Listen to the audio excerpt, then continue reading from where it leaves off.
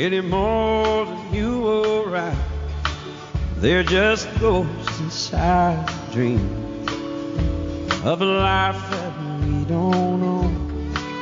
They walk around us all the time, never paying any mind to the silly lives we lead, or the reaping we've all sown.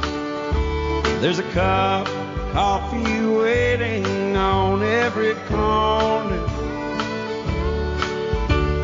Someday we're gonna wake up and find the corner's gone, but the dead'll still be walking round this whole world alone. 'Cause after life is over, the afterlife goes on. Hello and welcome. Good morning, good afternoon, good evening to episode 309 of Film Bastards. My name is Ian Lyon. As always, I am joined by Becky Foster. Hello, everybody. I'm Matt Foster. Hello, everybody. hello, one and all. Coming up on this week's show, we will not be reviewing Annabelle Comes Home because I couldn't make it work, so we're going to review it next week. Sorry, Becky. Okay, as long as I get to see it, I'm good. Yeah, we will review it next week because I'm fairly sure you two don't really want to see The Lion King, so that's fine. So, I actually, yeah, but it's been really badly reviewed on it. So, saw a lot of things. Yeah, but the points people are picking in it, I can kind of see just in the trailer. What? That because it's done too photorealistic, they can't emote. So like bits from the animated one, like when Mufasa's like dying and he's like screaming and like his face is all like distorted and stuff, and the like childish glee that you see on Simba's face when he's a cub and stuff like that, you just don't get any of that from it. It's just like just flat is what I've heard. I've also heard that the performance of Be Prepared is really underwhelming as well, which is a shame. Apparently, it seems like Chiwetel Ejiofor does not want to sing, and that's a shame. But no, sorry. If you want to sign up to do a musical, you've just got to kind of get on board with that shit, really, haven't you? Well, I mean, like there was a kind of like a behind the scenes thing of Cats came out today. And I don't know, like at least they seem on board, even if it's because they're being paid a large amount of money to say they are. But we'll see. That's going to be fascinating. Anyway, so instead, we said we were going to review it anyway, but we will review Jim Jarmusch's The Dead Don't Die, a film that I paid £23 to see and have a beer at the weekend. Thank you, Curzon Victoria. Your seats are lovely, but holy fucking shit. And we'll be reviewing the Netflix film Point Blank, the Anthony Mackie, Frank Grillo film. Sorry, it's very warm and I'm just feeling low energy. I will perk up. And we will be doing the latest Patreon review, taking a look at what we do in the shadows. So, before we get into trailers, Becky wanted to talk about something. Go Bex. Yeah, just the news that's come out this week regarding the reallocation of the 007 code name, really, which Mark seems to have no fucking clue what anyone's on about. Nope. Do you live in a bubble? A little bit. What is this? What about? Do you want to tell him, Ian? I think you should have the satisfaction of telling him. Oh, okay, sure. So, it's been revealed that there will be a new 007 in the next Bond film. All right, and a new 007, not necessarily a new Bond. Yes. Right. Yes. And it's going to be Lashana Lynch, who I think is most known as the mate of Brie Larson in Captain Marvel. All right. So Bond is not 007 in this one? No, he's retired from MI6, hasn't he? And so the code name's been reallocated. So this is the thing. So people were going nuts, going like, oh my god, the next Bond is a black woman, and that would be quite something. But it's not. I mean, that would be a film I would watch. Yeah, this is the thing. But did you say that Skyfall fucked it for the whole, well, James Bond and 007 are both just code names. It fucks it for the James Bond is a code name. But that was never confirmed. It was always just that was always like a theory. Yeah, but it was a nice way to kind of in your head go, well, that's why the act keeps changing. Do you know what I mean? It was a nice way to kind of it was, get your head around it. But you can also take it as, for instance,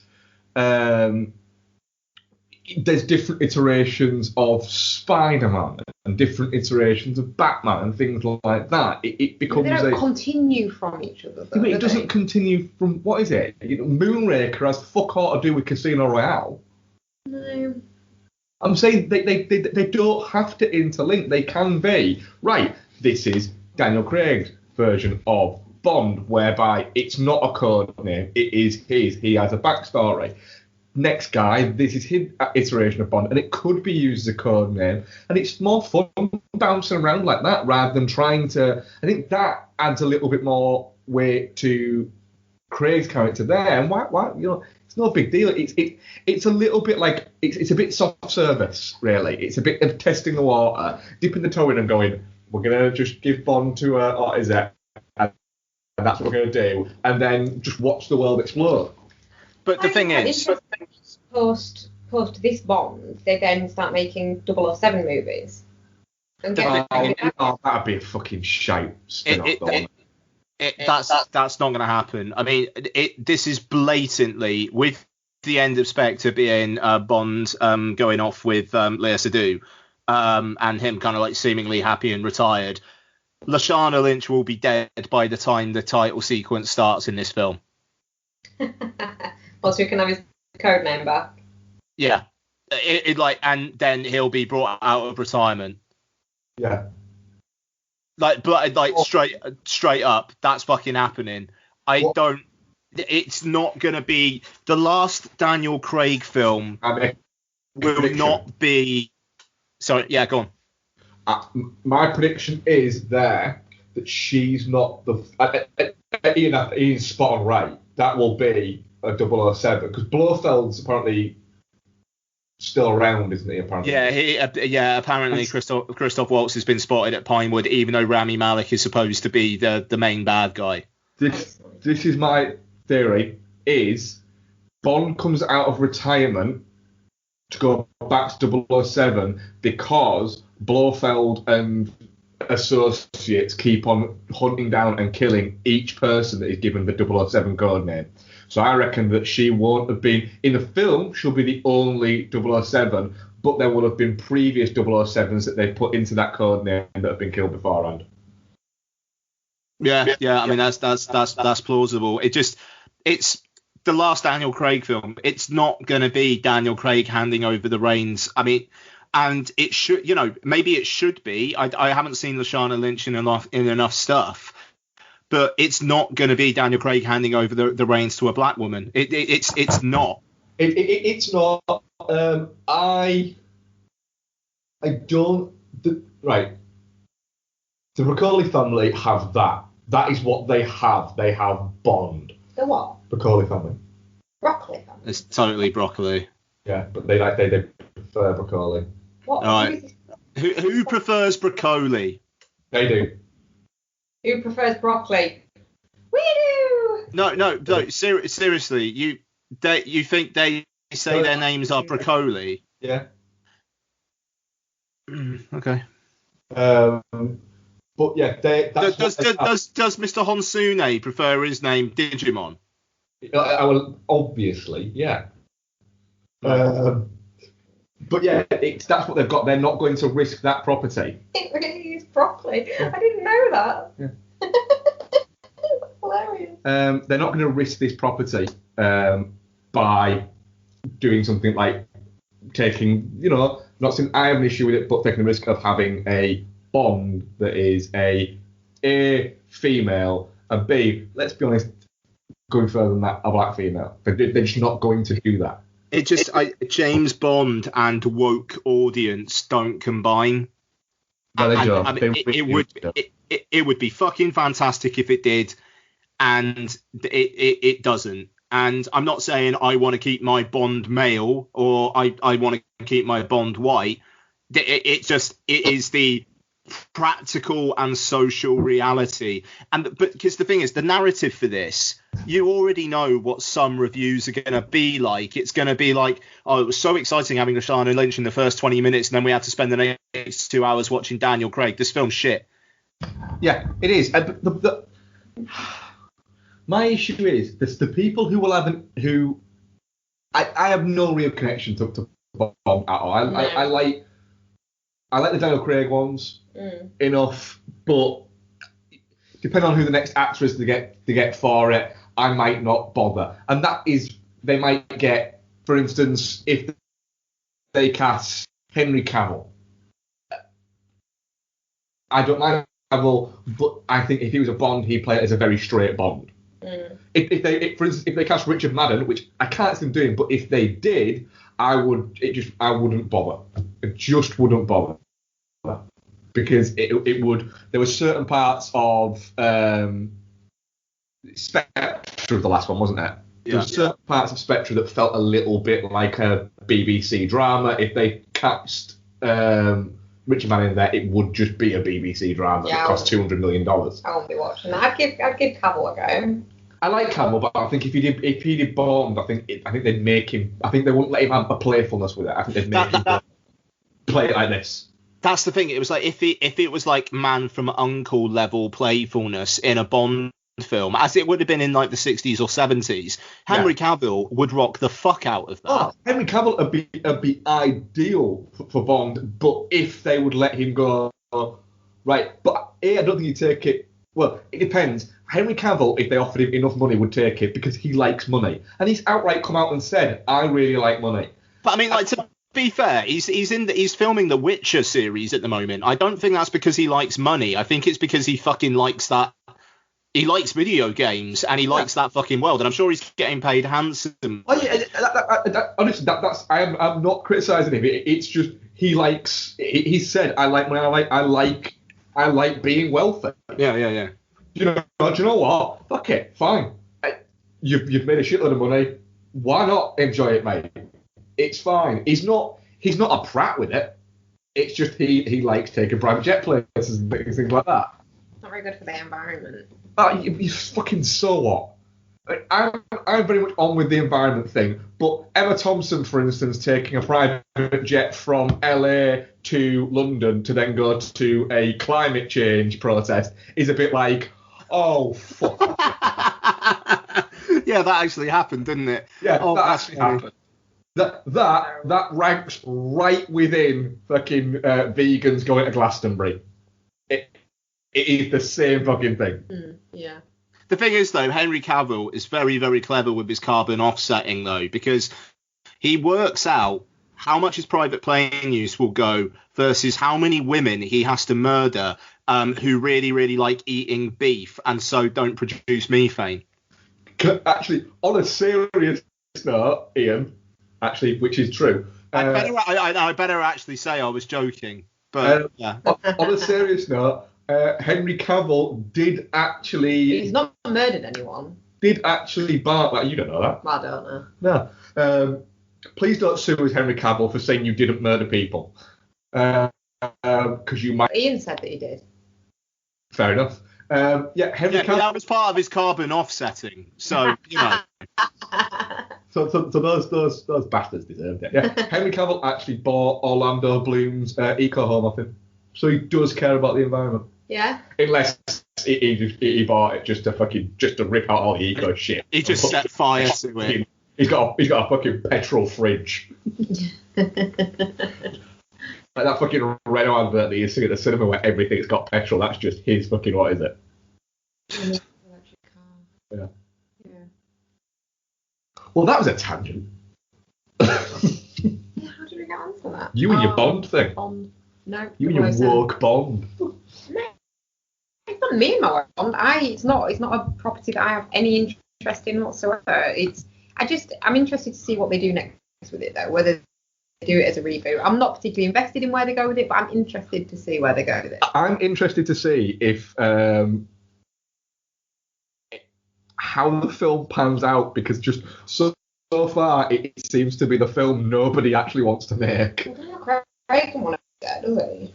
he kind of does a little bit more now. Yeah, but only because of all the money. Yeah, but fair enough. Again, Danny Boyle wanted to be there until they told him he couldn't do what he wanted to do. And he quit.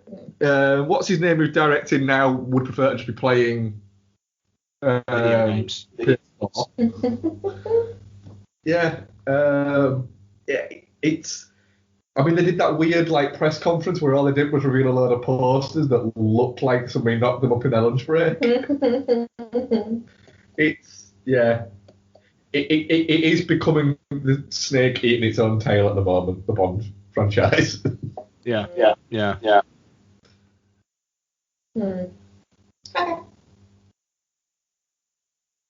I tried to see what your guys' take on it was. That was it. Yeah. You're looking at me expectantly. Don't look at me expectantly. What expecting from me? No, I'm just that. So trailers. Is there any? I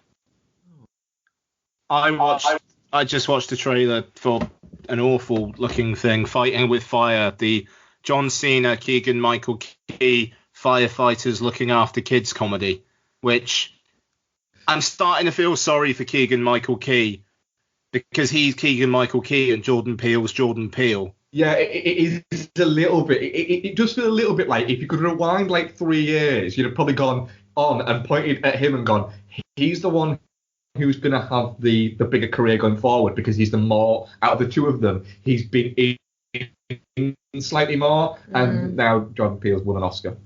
Yeah, there is that. Yep. It looks awful. It looks so fucking bad.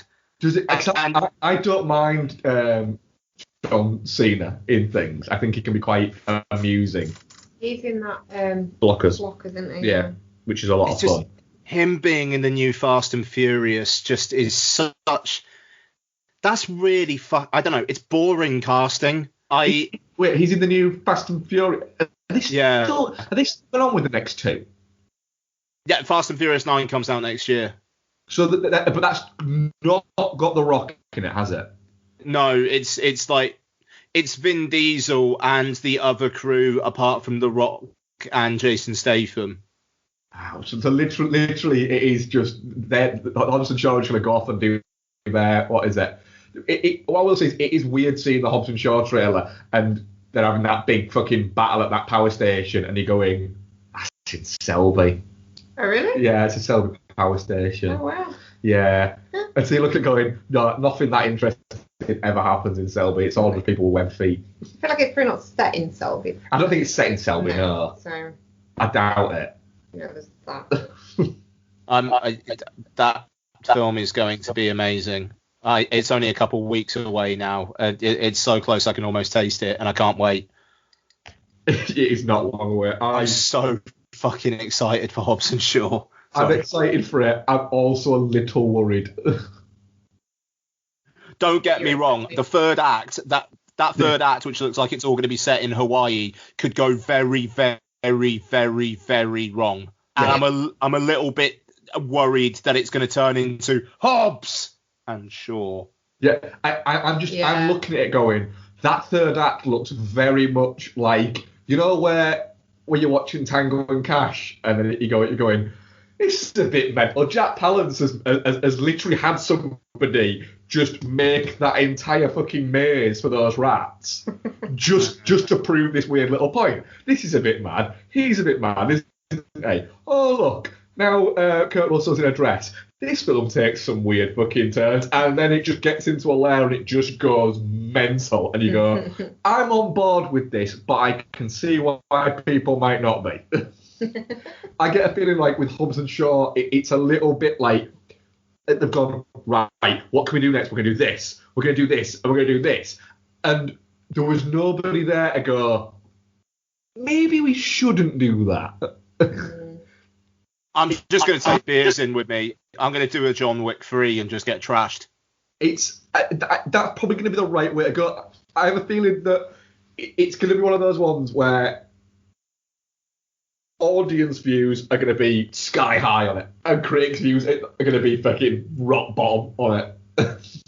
Which is basically what the Fast and Furious franchise is built on. It's the only one where if they got a above 90 in the critics section on Rotten Tomatoes, they'd be like, well, this is fucking bullshit. Just quick, put some fucking fake shit reviews on there. It's not really what it's about, is it? No, it's about people enjoying going to the cinema, and I think that's cool. Too right. Anything else? Learned about that third act though. Yeah, me too. And we watched Hustlers trailer, didn't we? Because you wanted to watch it. I'm just intrigued by it. I don't get why I get why you're intrigued by it. I don't get the reason for why you're intrigued by it. Oh, it popped up on something I was reading earlier, and I was like, that's weird. I don't watch strippers with both JLo and Cardi B in it. But I don't get why you think that's weird. I'm gonna do a live trailer watch of this while you guys talk. You honestly, I don't think you even need to, mate. No, I want to. I don't get why you think. Okay. Right here, you can do the carousel. Okay. Just switch. Do you remember J-Lo did that video years earlier where essentially they just smacked their ass together performing it? I want to do a live music video watch. You could talk on yourself. Among myself? Yeah. We're literally having a conversation and you're going to watch the video. He's not just trying to watch the video, right? What the fuck am I doing? Oh, fuck me. Is that her from Crazy Rich Asians? Yes. Yeah, yeah, okay. Unless we both accidentally just said all Asians look alike. No. It just like, it was like, oh, is that woman who looks like a bit of a bitch? Oh yeah, the one from Crazy Rich Asians who's apparently a massive bitch in real life. Well, that just went up a couple of points. No. I mean, like, you know, she's in that Fresh Off the Boat show, and then it got renewed, and then she tweeted saying that it was like the worst day of her life. Oh, yeah. And she had to give up on another fucking job because of it and shit. Yeah, I remember that now, yeah. And then she tried to backtrack. Is that David Lynch? What? Hang about, let me rewind it. It's not doing anything. She tries to backtrack, doesn't she, on that and say that it was about something else, that it was about something that she... How can you not remember this? It's literally J-Lo Iggy Azalea just literally smacking her ass together. I've never seen this music video, and I don't want to watch any more than the 10 seconds of it I've just watched. So, right, seriously, I'm going to send you guys something on WhatsApp. What's this? Yes, it does look a bit like David Lynch. It looks like if Joel Edgerton and David Lynch had a face swap. Yeah, it's a good shout.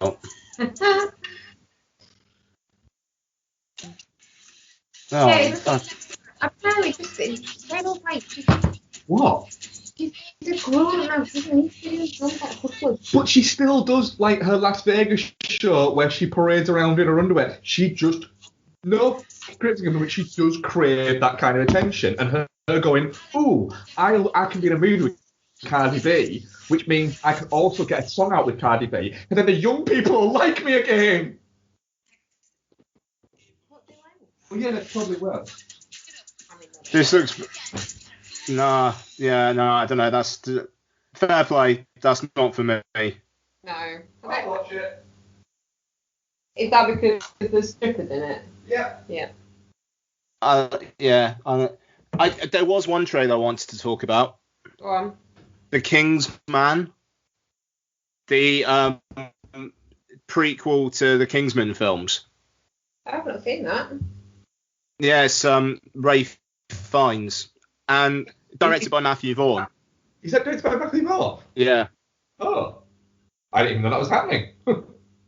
Really interesting looking trailer, that. You would not think it was a Kingsman film until literally right at the end of the trailer. They do a really, really good job of hiding it. And it's basically the Kingsmen versus Rasputin. It's like, yeah, go on then. Look, yeah, who's playing Rasputin? Matthew Good, Gemma Arterton, Aaron Taylor-Johnson, Tom Hollander's in there, Djimon Housam's in there. That's a hell of a cast as well, isn't it? Yeah. All right, fair play. I'm in for that. Yeah, no, it's I think it comes out like February next year or something, and it kind of feels like like a nice mid-level blockbuster in February around Oscar season. I will take that very happily. Yeah. Yeah, I'll take that. And I think that's it. Shall we move on? Yeah, I will, before we move on, because it's kind of trailer related. Okay. I might have a.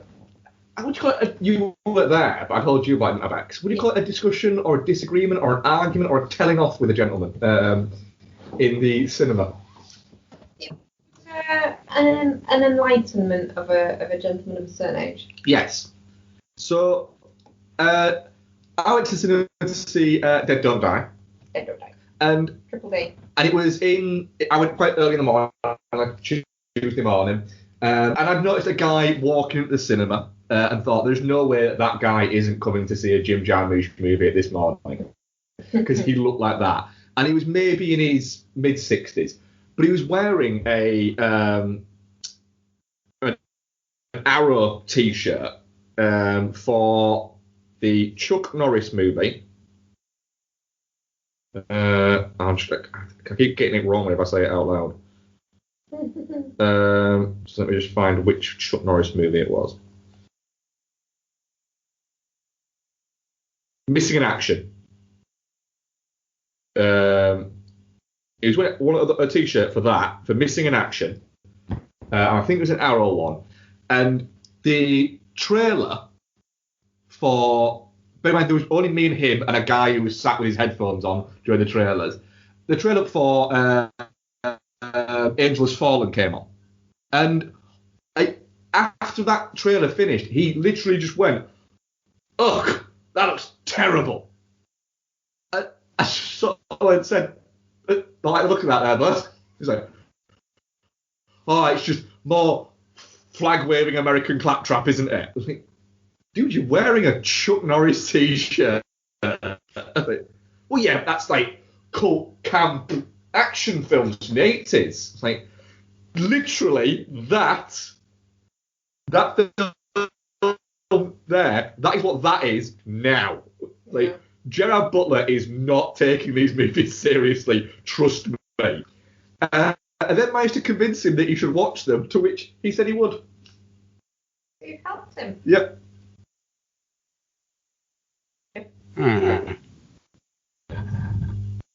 So yeah, but you've made him see things a different way. So apparently he's going to tweet me and tell me what he thinks of them this weekend. Nice. Yeah. Nice. It's quite a fun exchange with that guy. Guys, shouldn't we be telling each other that it's all going to be okay? That this will all go away like a bad dream? Ronnie? Gee, Mindy, I'm not sure I can say that.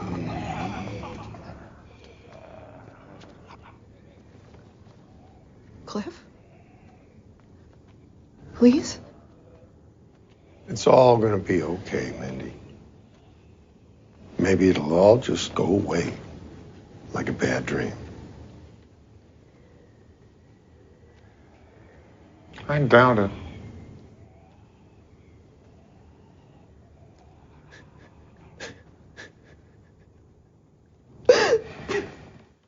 Okay.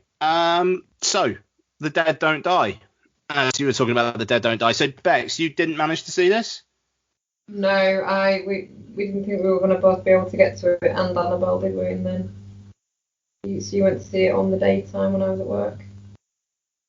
Yeah. To be fair, I did offer for us to go and see it. So you make it seem like No, we wouldn't have had time, and it would have just meant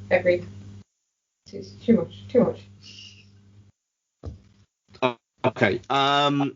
So sorry, I'm getting some really bad kind of distortion on my end. I'm sorry to anyone listening. Let me 2 ticks. I might disconnect a sec, but I'll be back. Yeah. Okay. Hello? Hello. Okay, I'm going to try that.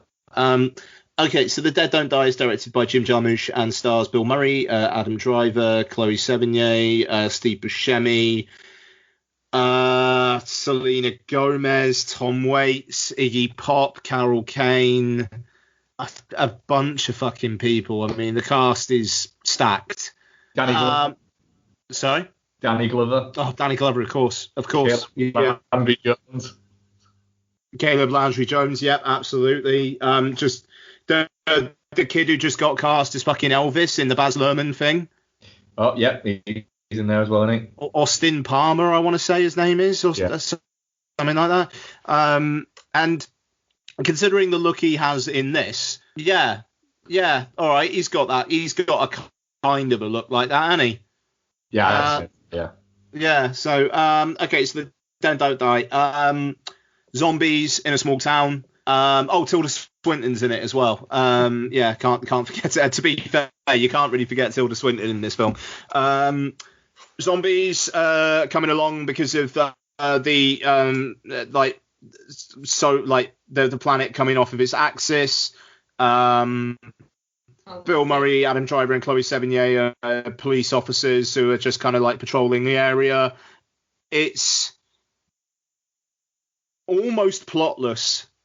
I mean, that's kind of about all there is to it, isn't there?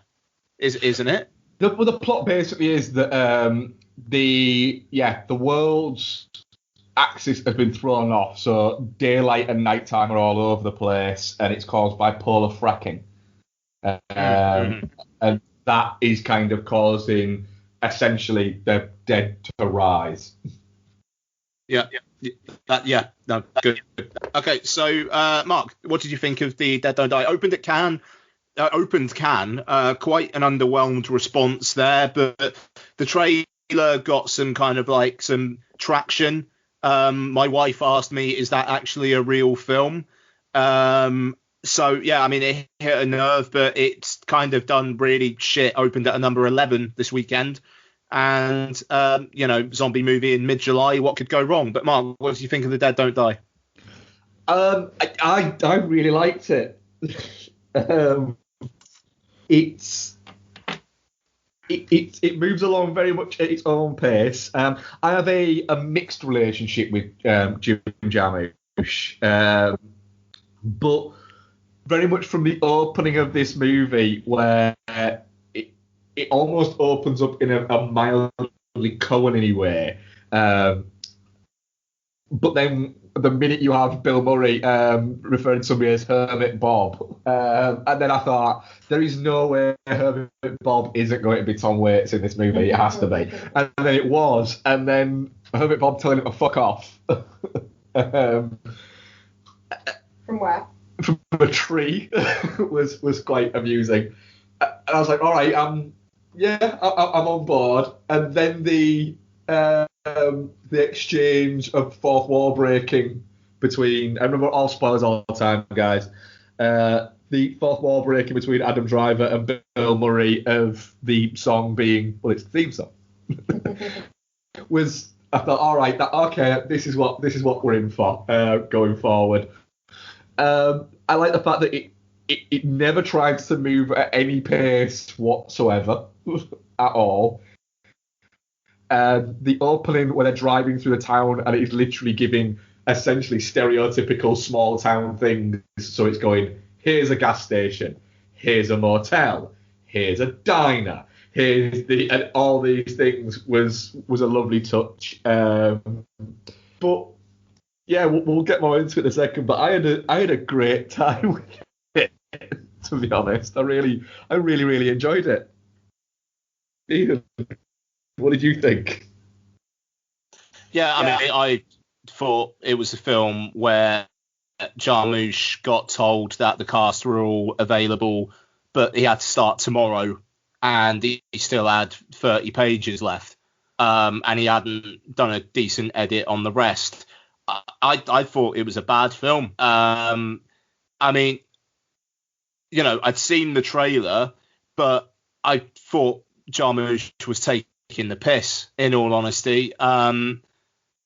I mean, I don't know. A lot of his films do go at their own pace, and they don't necessarily tell a traditional film story. But I don't know. If you're into the vibe of the film, as you obviously were, then I think the reveal of Tilda Swinton's character may be enough to stand up and applaud. But for me, it was enough to just throw my hands up and go, right, I'm done. Or, I mean, it was frustrating. That would be my word with this film. So, like, full spoilers. When Murray and Driver have the conversation in the car, and Driver reveals that he's been saying he had a bad feeling all along because he'd already read the script. Yeah. It's like, that's at that point, I was like, okay, where's this going then? But then it doesn't go anywhere. Tilda Swinton's character, the UFO comes down and takes her. Right, okay, so she was an alien, great. And then, but what really wound me up though is you've got that stuff, but then what is Jarmusch's actual point? And it's basically people looking at their phones and being obsessed with Bluetooth and whatnot is making everybody a zombie, which I just feels like such a fucking banal point to make. Maybe he was taking the piss with that as well. The thing is, I don't see what the point of this film was. I don't know why he wanted to make this film. I think what he's done is he's taken. I don't think he's trying to make a point at all. I think what he's doing is he's taking a bunch of tropes that already exist in this type of horror movie, and then just kind of throwing loads of them, because the Bluetooth and the wireless thing there, you've also got the guys going back to the hardware store who used to go to the hardware store loads, and then they're doing what they remember doing when they were alive, which of course is a play on the Dawn of the Dead there, and references. And I think he's just being a bit sort of playful, and he is a playful filmmaker. He's not I don't think that Jim Jarmusch, for instance, is an auteur. I think people would like to think he is as an art house filmmaker, but I don't think he is. For instance, I haven't actually seen Patterson, but I understand that's a much more linear movie. But Only Lovers Left Alive, which me and you, Ian, actually watched together, didn't we? Fucking brilliant film. That's a great film, and I loved the idea of setting that in Detroit, and then being vampires in Detroit made beautiful sense, in the sense that it's a dying, decaying city, and it juxtaposed the position of vampires will be attracted to that there, and I thought that was fantastic. I don't think he's trying to do anything clever with The Dead Don't Die at all. I think he's just having a little bit of a laugh, and I agree with you in the sense of, I think that the script is quite flimsy, and he basically is going, do you know what? I'm going to get by on the fact that I've got these actors there, and people will. It's probably going to be a film that's going to get him the most exposure that he's got for a while, because of the cast he's got, and I quite like that. But I like the fact that it has zero pace whatsoever, and there's zero peril. And there's nobody at any point has any emotion in it at all. I don't know, Chloe Sevigny does. And also, I've got to say, Chloe Sevigny, I'm surprised she took that part, because it's the most fucking reductive woman police officer who can't... Yeah, no, it probably is, but it's not satire. it just comes across as Jim Jarmusch has written a really bad female character, and Chloe Sevigny would usually stick her nose up at this, but because it's Jim Jarmusch, she'll do it. I'm actually getting pissed off talking about this film. But I think her character is intentionally over the top reactive to things. But what's the point of being? What are they what? I mean, you said he's not trying to say anything. Fine. No. I don't get why Chloe Sevigny, a woman who has never been shy in being very forward about the advancement of women, which is brilliant. Why the fuck is she taking this role apart from the fact it's Jim Jarmusch? I think that is it. I think it is. But what point? But what point? Like, I mean, how does she not read this and go, Jim, what the fuck? Really? I think Jim Jarmusch is going. Yeah, it's just a stereotypical. What is it? Isn't it? But it'll be a lot of fun. You'll get to play it with Bill Murray. I don't know, man. Like, it's just. I mean, like, if his point was to test some of the audience patience, then he fucking succeeded. But like, I mean, Bill Murray, it's a lazy Bill Murray performance. I mean, Adam Driver is just fitting a mood, you know, but it's like basically be a young, more stoic Bill Murray. Like, be a lackadaisical Bill Murray. Yeah, okay, fine. You know, so I don't think Adam Driver is giving a bad performance. He's doing exactly what he's being asked to do. Bill Murray, I'm sure, is being asked to do what he's doing. But it's basically Jim Jarmusch just going, "I'll just Bill, just do your thing." There's nothing more to it than that.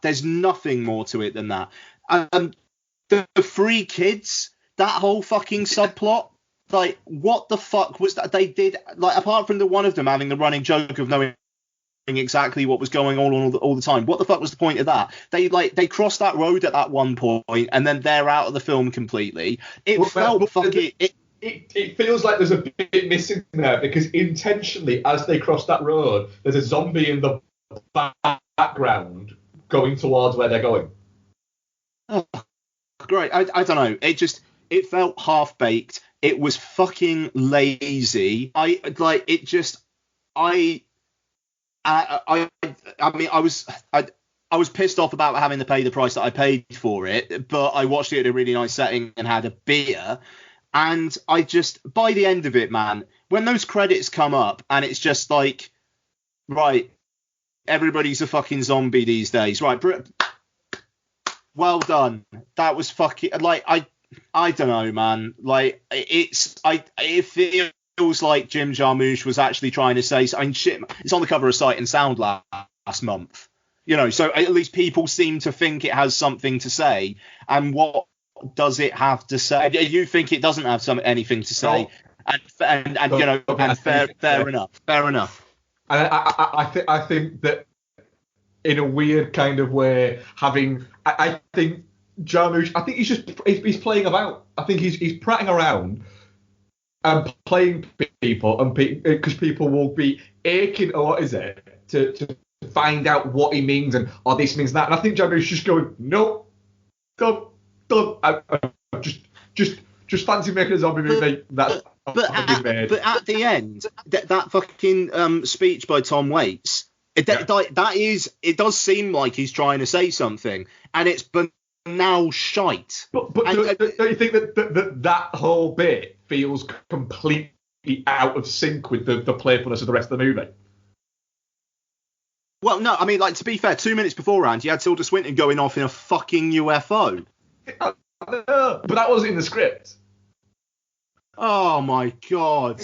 It literally says it wasn't in the script.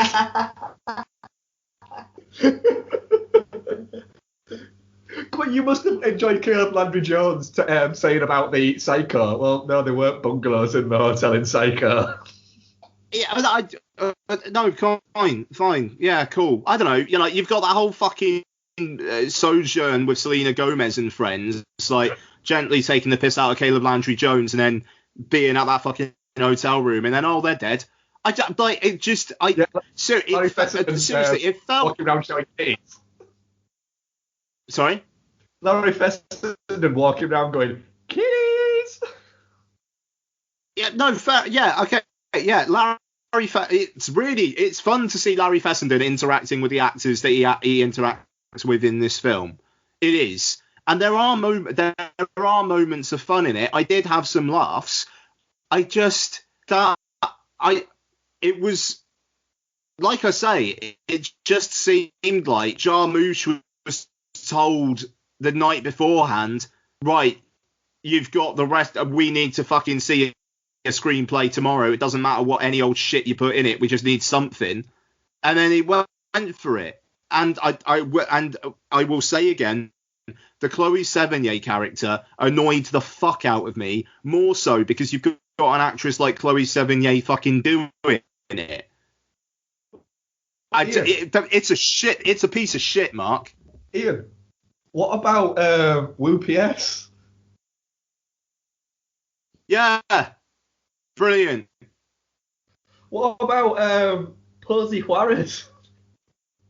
Fucking Posey Juarez, right. See, I just think I enjoyed the fact that it literally felt like a two fingers at the fucking audience, and I kind of admired that about it.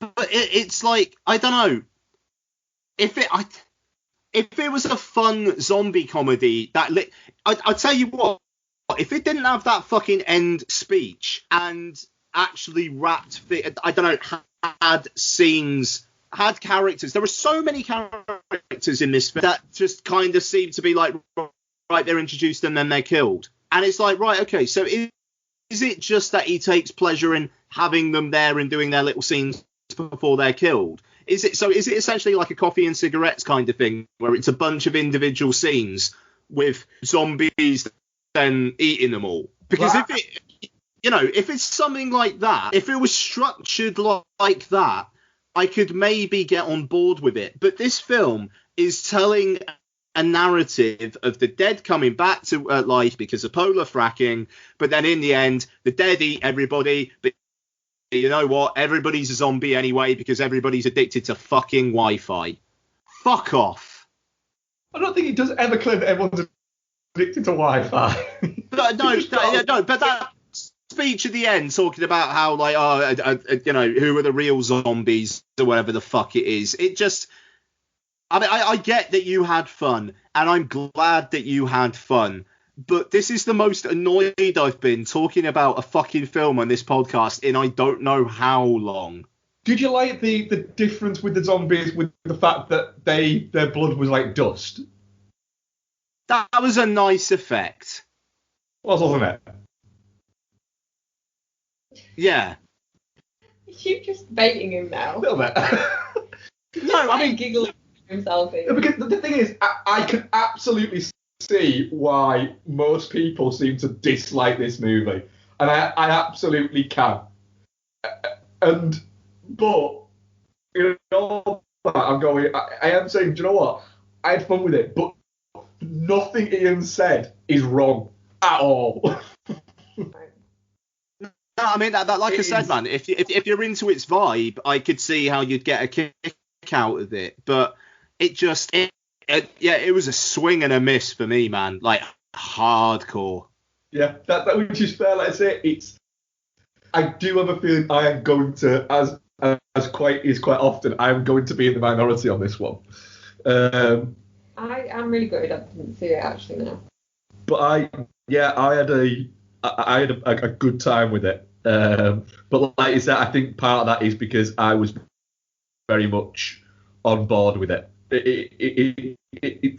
I watched it at 10 o'clock on a Tuesday morning, which I think was a perfect time to go and watch it. Yeah. I think, to be fair, if you paid 20 odd quid to go see it, you might be a bit more like, well, I am underwhelmed. I could see people easily underwhelmed by this movie. Yeah. But I mean, like I say, the seating was really nice, and I had a really nice chair. I had a table by me. I had a beer. You know, I was ready to watch this film.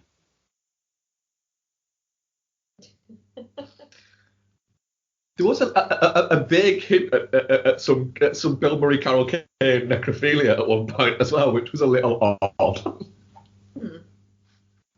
What was that? When he says he's going to stay and he'll just get some sleep in the, what is it, and then says, so what?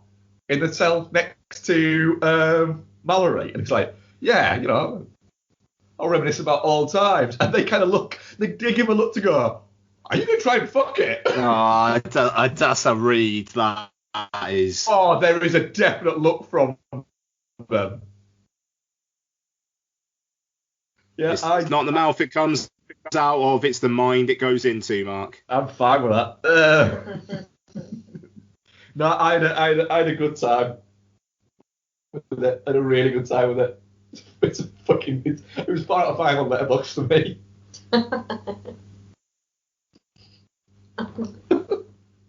It's not often you guys disagree so very much. No, quite.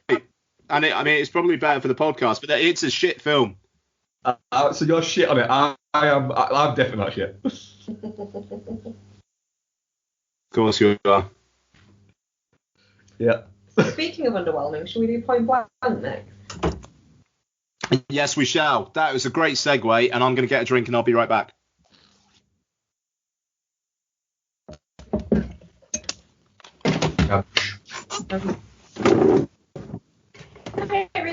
No, you're not a huge fan of Jim Jam. I think this sounds really up my street. I think there's every chance you could go the same way as Ian and just turn around at me and go, you're a fucking idiot, aren't you? I don't think I would though. Just based on like who's in it. Yeah, but so far you've had me selling it to you. In the way I have, and I had a really positive reaction to it. So you're probably feeding off that. Whereas, let's say, nothing Ian said is wrong. Literally, there is the Tilda Swinton alien thing. There's no build up to that at all.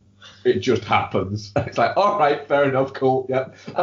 There's nothing else said about it at all. That kind of happens. There is characters that just fucking disappear. There's loads of stuff that just happens that just never gets resolved. That would bug me, actually. Yeah, if things not getting resolved bunch in a movie, that movie will annoy the shit out of you. Loads happens off screen as well. Oh, that doesn't bother me as much. I don't need to be feeding. No. I mean, loads happens like pivotal characters die off like off screen. Oh, okay. Okay. That you'd think, we probably should have seen that, but you just don't. You just don't. But I do think it's just Jar who's just dicking around. Have I seen that? No, yes, I have seen What We Do in the Shadows. That's not what we're talking about. Only Lovers Left Alive thing that you're on about, I don't. With Tilda Swinton and Tom Hiddleston and where Tom Hiddleston looks like a parody of a rock star. Yeah, he looks like what David Tennant thinks he's playing in Fright Night. That's probably good. Yeah. I think I did try and watch that. Yeah, I think you did dislike it. Even just looking at the fucking stills. I liked it. I really liked it. But you didn't like it in the same way as you couldn't tell with Dead Man, could you? What's that one? Is that the Johnny Depp? Yeah. Iggy Pop. I think I liked that. I keep asking to rewatch that. It's on Amazon Prime. And you keep saying no. I don't think you liked it, little babe.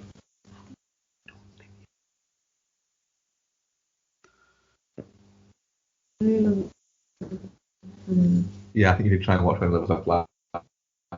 But when you were going through it, I don't like Tilda Swinton first. It's got Anton Yelchin in it though. Yeah, it's got Anton Yelchin. And John Hurt.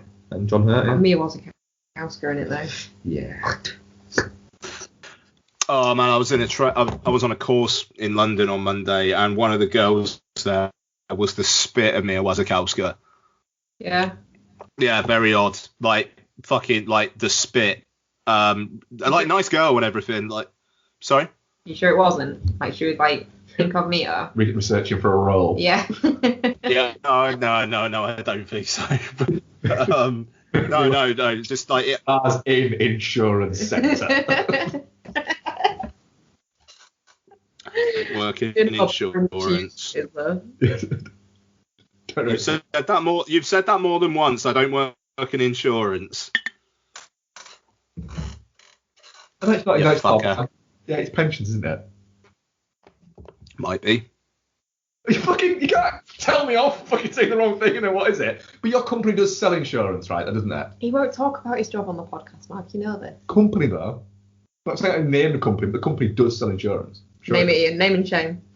No. At this point, the company has an insurance arm, yes. There we go, then. So I'm kind of right. Fucking claiming that one. No, I don't know. If you're that bothered, look me up on LinkedIn. I can't imagine there's that many Ian Lorings.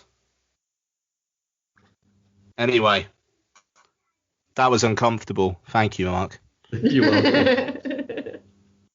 Right, Point Blank is directed by Joe Lynch and stars Anthony Mackie, Frank Grillo, and Marcia Gay Harden as the least surprising bad guy turncoat you may ever see in a film.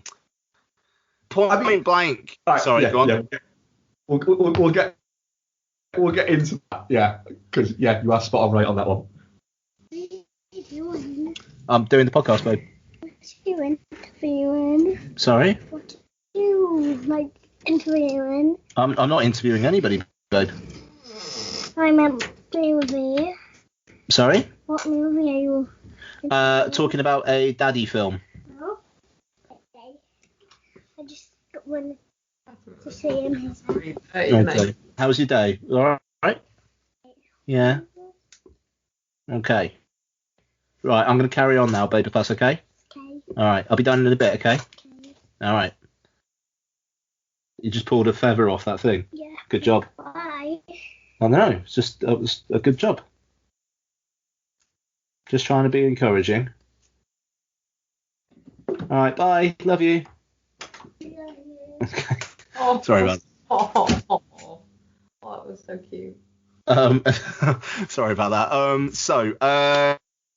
Anthony Mackie plays a nurse who is treating Frank Grillo's hit and run John Doe. He's attacked by someone in Frank Grillo's hospital room, and then that someone kidnaps his wife and says, heavily pregnant wife, and says, get my brother out of the hospital or I'm going to kill your wife. And it goes from there. Becky, what did you think of Point Blank? Well, it's fine if you've never seen another crime movie ever. But it's just so formulaic. It's like someone's just got a really, really basic treatment for a crime movie and then made it without any further embellishment. It's a remake of a French film. Well, is that really boring as well? I don't remember it being as fucking derivative as this. Isn't it though? It's so everything that happens you're like, I mean, it I is. could have totally seen that coming. Clearly that's going to happen because clearly everything is just so telegraphed.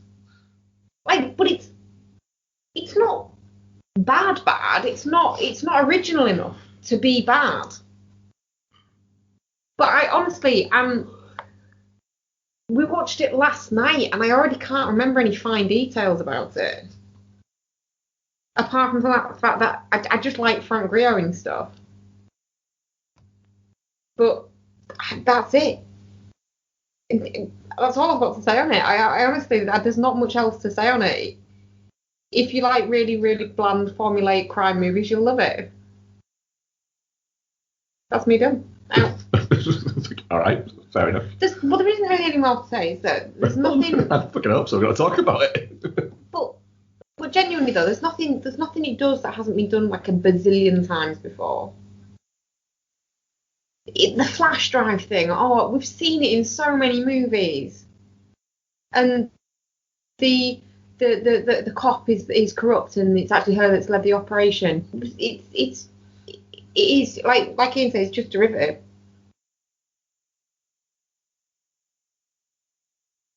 Yeah. I'll tell you what, I'll go and then Mark, is that all right? Yeah, it's good on. Yeah, I mean it is kind of like Baby's first crime revenge film, or like crime kidnapping film, I suppose. It's I mean, Joe Lynch can be an interesting director. I mean, Mayhem was a fucking fun film, and it almost feels like he just got this as a jobber and was like, yeah, you can work with Anthony Mackie and Frank Grillo. It's like, yeah, all right, I'll work with Anthony Mackie and Frank Grillo. What have you got? And it's this. I mean, Anthony Mackie continuing his Marvel aside, like, what the fuck does he actually do career? I mean, yeah, it's kind of interesting that he's a nurse and he has to kind of like grow into the role, but it's so fucking, like, the stuff at the start is so heavy-handed. They're like the woman telling him to go home because, like, you've got your ass beat tonight, and then when he goes into the room with the cop's like, oh, so you're the one you're the one, I thought you were a girl. You know, it's like fucking come on, really? We're gonna do that, are we? I mean, for me, the film only really burst into life in the third act when you had that gangster character who just seemed obsessed with making everything a film. I don't know. I mean, like, it's the most fucking pandery. Hey, film fans, Sorcerer's in this. You like Sorcerer, don't you? But I did like the running joke of him trying to get good shots of the explosions and stuff. That was something, at least. It just, yeah. It was a film that was crying out for a comedy gangster, though, which is essentially what he was. No, quite. I mean, like, it just, at least it got kind of fun at those points when the rest of the film really isn't. It takes itself very, very, very seriously, which I gotta say is becoming a little bit of a theme with these war party films. Because Wheelman was very serious as well. And I don't think Boss Level is going to be anywhere near as serious, which is the next one that comes out. No, cool. Yeah, no, which is what they need. They do need to lighten up. And also, the needle drops in this film are fucking mental. Like, what was the song at the end? We commented, didn't we, during the movie, that it's got an odd fucking soundtrack. Yeah. But like, what was that fucking song at the end? Oh, it's gonna bother me now. Not in the credits, because it was like, that was Here I Go Again on My Own. But like, it kind of kicks in once all the action's stopped. I know what you mean, but I can't remember what song it is. What fucking hell? It's not got the, what is it listed on? It's not got the soundtrack listed on. Was it? No, it wasn't. I'm gonna keep on loving. No, because that's the end of Crank 2. Hang on. Point blank. Okay, any of these? Rise Above by Black Flag, Always by Atlantic Star, The Message from Grandma, Hang on. Love Missile, Jam the Box, Rolling with Kid and Play.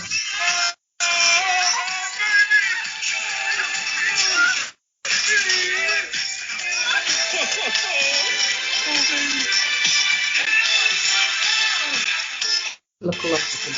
That's the look of love. Yeah. Yeah, like, what the shot of Marcia Gay Harden looking up at the TV screen, dying, while she sees, like, Corrupt Cop, blah, blah, blah, and it's her face on there with the look of love blaring. Yeah, That was the point at which we looked at each other and went, what the fuck is this song doing here? Yeah. It's an odd choice. Yeah, like, because I get it with, like, the giving birth kind of thing. Yeah, I mean, it's a weird choice, but at least the look of love kind of makes sense. But the juxtaposition of her, them cutting between that going on, Anthony Mackie delivering his own baby, and Marcia Gay Harden basically about to kill herself, the juxtaposition of editing those two together with that song going over makes no sense at all. It's a very messily edited movie. Constructed movie is what I would say.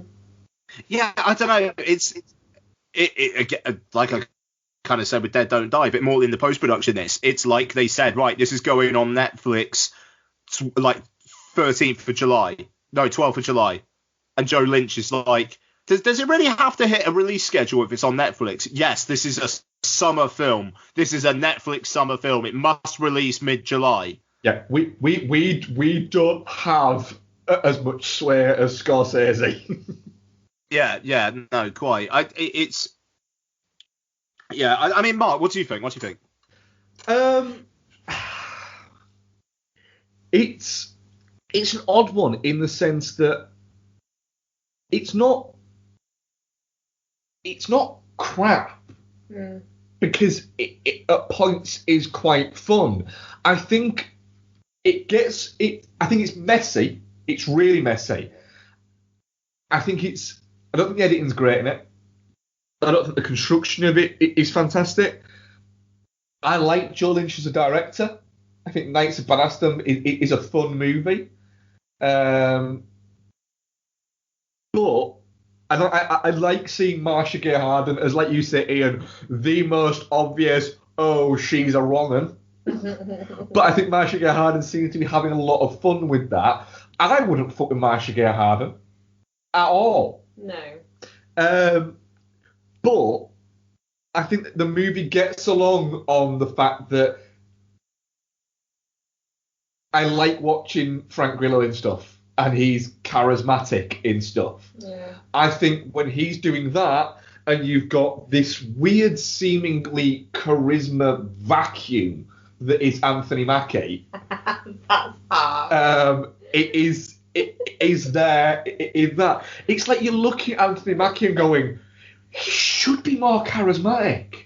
He should be. Why isn't he? And it's like,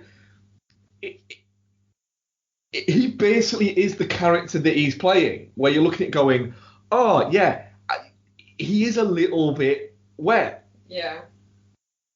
But you're looking going, but he really shouldn't be. And it's like you kept basically calling him every other winged creature other than Falcon. I landed on Sparrowhawk. Sparrowhawk he was at one point.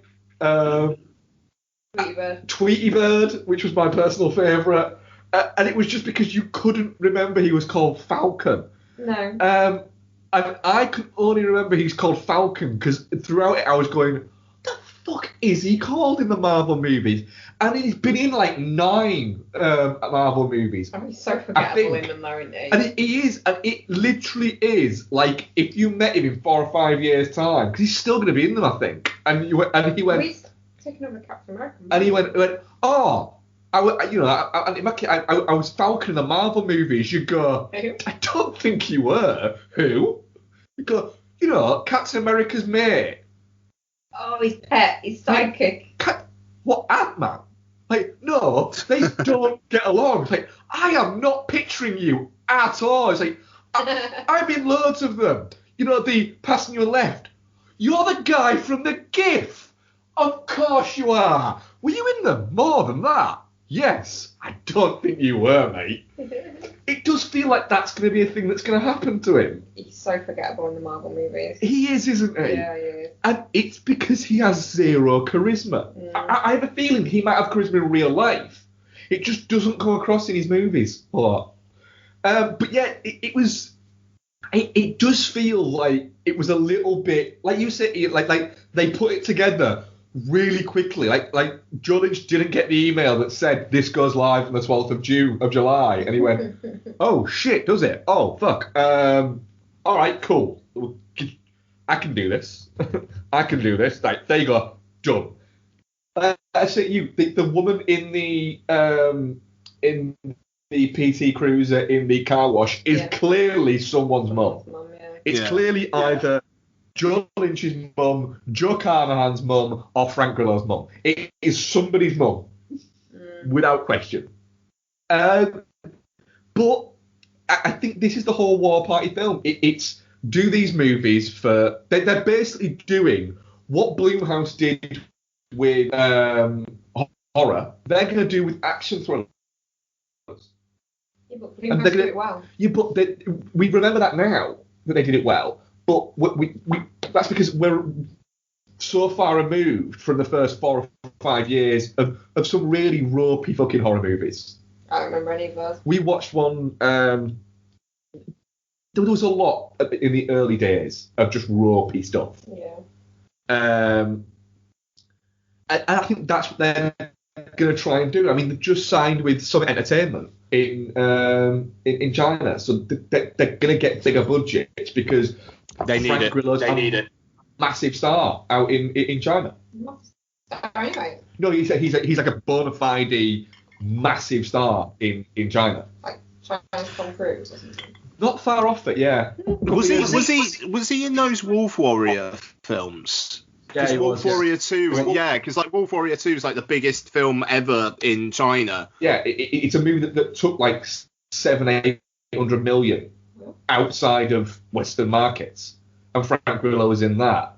Oh, okay.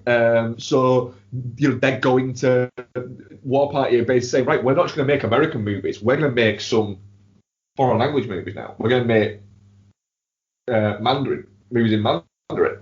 Does Frank Grillo speak Mandarin? Doesn't need to. Oh, okay. Frank Grillo speaks the language of action. I feel bad for him that he's in this. I don't. It's his fucking production company. I know, but And it basically is a bunch of mates going, do you know what? We're going to do macho fucking action movies, like in 70s style things. And yeah, a lot of them aren't going to land. And I don't think Point Blank lands. No. Oh, God, But- Grillo. Just Grillo in Wolf Warrior 2 plays an American mercenary called Big Daddy. Sorry. Yeah. But like, their next one is Boss Level, which could we all just go onto on our phones and have a look at the header image for Boss Level On IMDb. on IMDb, yeah. Oh, shit. Because it's a lot of fun. And this one itself might end up going straight to what is it? And it's got a cast of Annabella Wallace, Mel Gibson, Frank Grillo, Naomi Watts, Michelle Yeoh's in there, Kenny Young's in there. This is a fun cast, and it will be a lot more fun. Like it needs to be. But I'm not saying in any way that it will be good, but I am looking forward to the fact that later on this year we get a Frank Grillo and Mel Gibson Joe Carnahan movie. Is it directed by Carnahan? Yeah. Oh, shit. But I think it's written by him as well, I think. Yeah, he's co-written it. He's co-written it. But I'm looking forward to what War Party are going to do as a production company. This didn't land, but it's not a total bust. I just think it's a little bit messy. Wolf Warrior 1 is 99p to rent on iTunes. Is it? I might give those a go. I'm fucking doing that. I'll talk about Wolf Warrior 1 next week. Because Wolf Warrior 2, yeah, it made 874 million at the box office. Of a budget of $30 million. Wolf Warrior 2 is £3.49 to rent. I'm having that as well. I'm going to talk about both of them next week. Yeah. But yeah, so yes, we went quite off topic there for Point Blank. Because there's not an awful lot to talk about. Yeah, because Point Blank is literally the bare minimum you need to do to be one of these films. It's like they literally... It's like when you're playing like a video game and you're going up to 1 star and it's like, right, I got 1 star, then 2 stars. It's like literally Joe Lynch went up to 2 stars on every level and then just went exit. Do you think there was a reason for why it had a lot of like car chases that were very kind of French Connection? Now, don't get me wrong, nowhere near the level of French Connection and stuff like that, but then they showed The Sorcerer as the freaking movie. Oh, God, yeah. Those were reshoots, mate. Originally, it was French Connection, and then they looked at French Connection. It was like, oh fuck. Right. Where's there a free kid film where the truck runs slowly? Sorcerer, right? Yeah, do that one instead. I will say though, what you were saying about it with our film geeks, they love Sorcerer. I was looking at it going, I really watch Sorcerer now. You did say when you picked me up from work today. Yeah. That's on iTunes as well. Yeah, I'm getting that on iTunes and watching it this week. I love that. That's a fucking great movie. That is. I think that's incredible. The iTunes version is the free can approve version. Yeah. The like the really nice, the nicer transfer, isn't it? Yeah, it's the one that he did tweet and said iTunes version is the approved one. $7.99 to buy. Spirit Rich in My Blood. I can't my girlfriend. I'm telling you, Escape from LA is $3.99 on iTunes at the moment. That's the fucking way. Ian, Streets of Fire is $3.99 on iTunes as well. Streets of Fire is fucking magnificent. Oh shit, Streets of Fire. Yeah, $3.99 on iTunes. I mean, I've already got it on iTunes, but that's a really good price. And by the way, folks, if you didn't know, Streets of Fire commentary in the podcast feed somewhere. Yes, there is. That was a good commentary, that as well, actually. Yeah, enjoyed the fuck out of that. Right, yeah, I'm buying Streets of Fire. You should do, mate. $3.99. Yeah, free. It's basically, if it's a film that I like and it's $3.99 on iTunes, I'll buy it. Yeah, I'm the same with that. I'll be honest. I always Monday about midday have a look at the latest offers and the $3.99 and $2.99 things, just to see if there's anything jumped in there. Because sometimes you can get just like a little where you go in and go ooh, and you get a right little gem in there, where it could be quite easy to miss. I think not too long ago I bought Crimes of Passion for $3.99, and it was like, oh, I just want to watch that at some point. Do you not use cheap charts? I do, but it sometimes takes like too long for it to update. That's true. Oh, Snowpiercer is $3.99 as well. Isn't that free on something though? Yeah, it's on Netflix. Yeah, I always get a little bit, ooh, if I can watch it on Netflix or Prime, do I want to buy it? First Man $6.99 at the moment. Anyway, sorry. That's what Point Blank does to you. Point Blank, like it's touching cloth just because I, to be honest, I think Joe Lynch should have done better. I'm touching cloth on it as well, in the sense that I didn't think it was a total bust, but I also don't think it's that great. Vex? I don't know. Like, part of me's like, I want to say touching cloth because I don't think there's anything original in it enough to warrant being called shit. But I was really looking forward to it, and it's really disappointed me. So I think I'm gonna have to go with shit just for the pure anger at it. That's fair. Yeah, fair enough. Okay. Kira's $3.99 on iTunes as well at the moment. Yeah, you get some extras on that bad boy as well. Only one. Oh no, they've not remade it yet, have they? No, they've put it back. Oh, good. I like Kira. It's how much? $3.99. How'd the poll come out on that? Ooh, the poll on that. Sorry about that. I got distracted. Which is what Point Blank does to you. Definitely not shit. 0. Touching cloth 75% and shit 25%. That sounds about right. Everyone went, it's all right. So there you went. I'm angry with you, movie. Yeah, it was only 86 minutes. Yeah, it felt loads longer. I was a little bit surprised when I looked at that and saw it was only 86 minutes, to be honest. Yeah. Fuck that movie.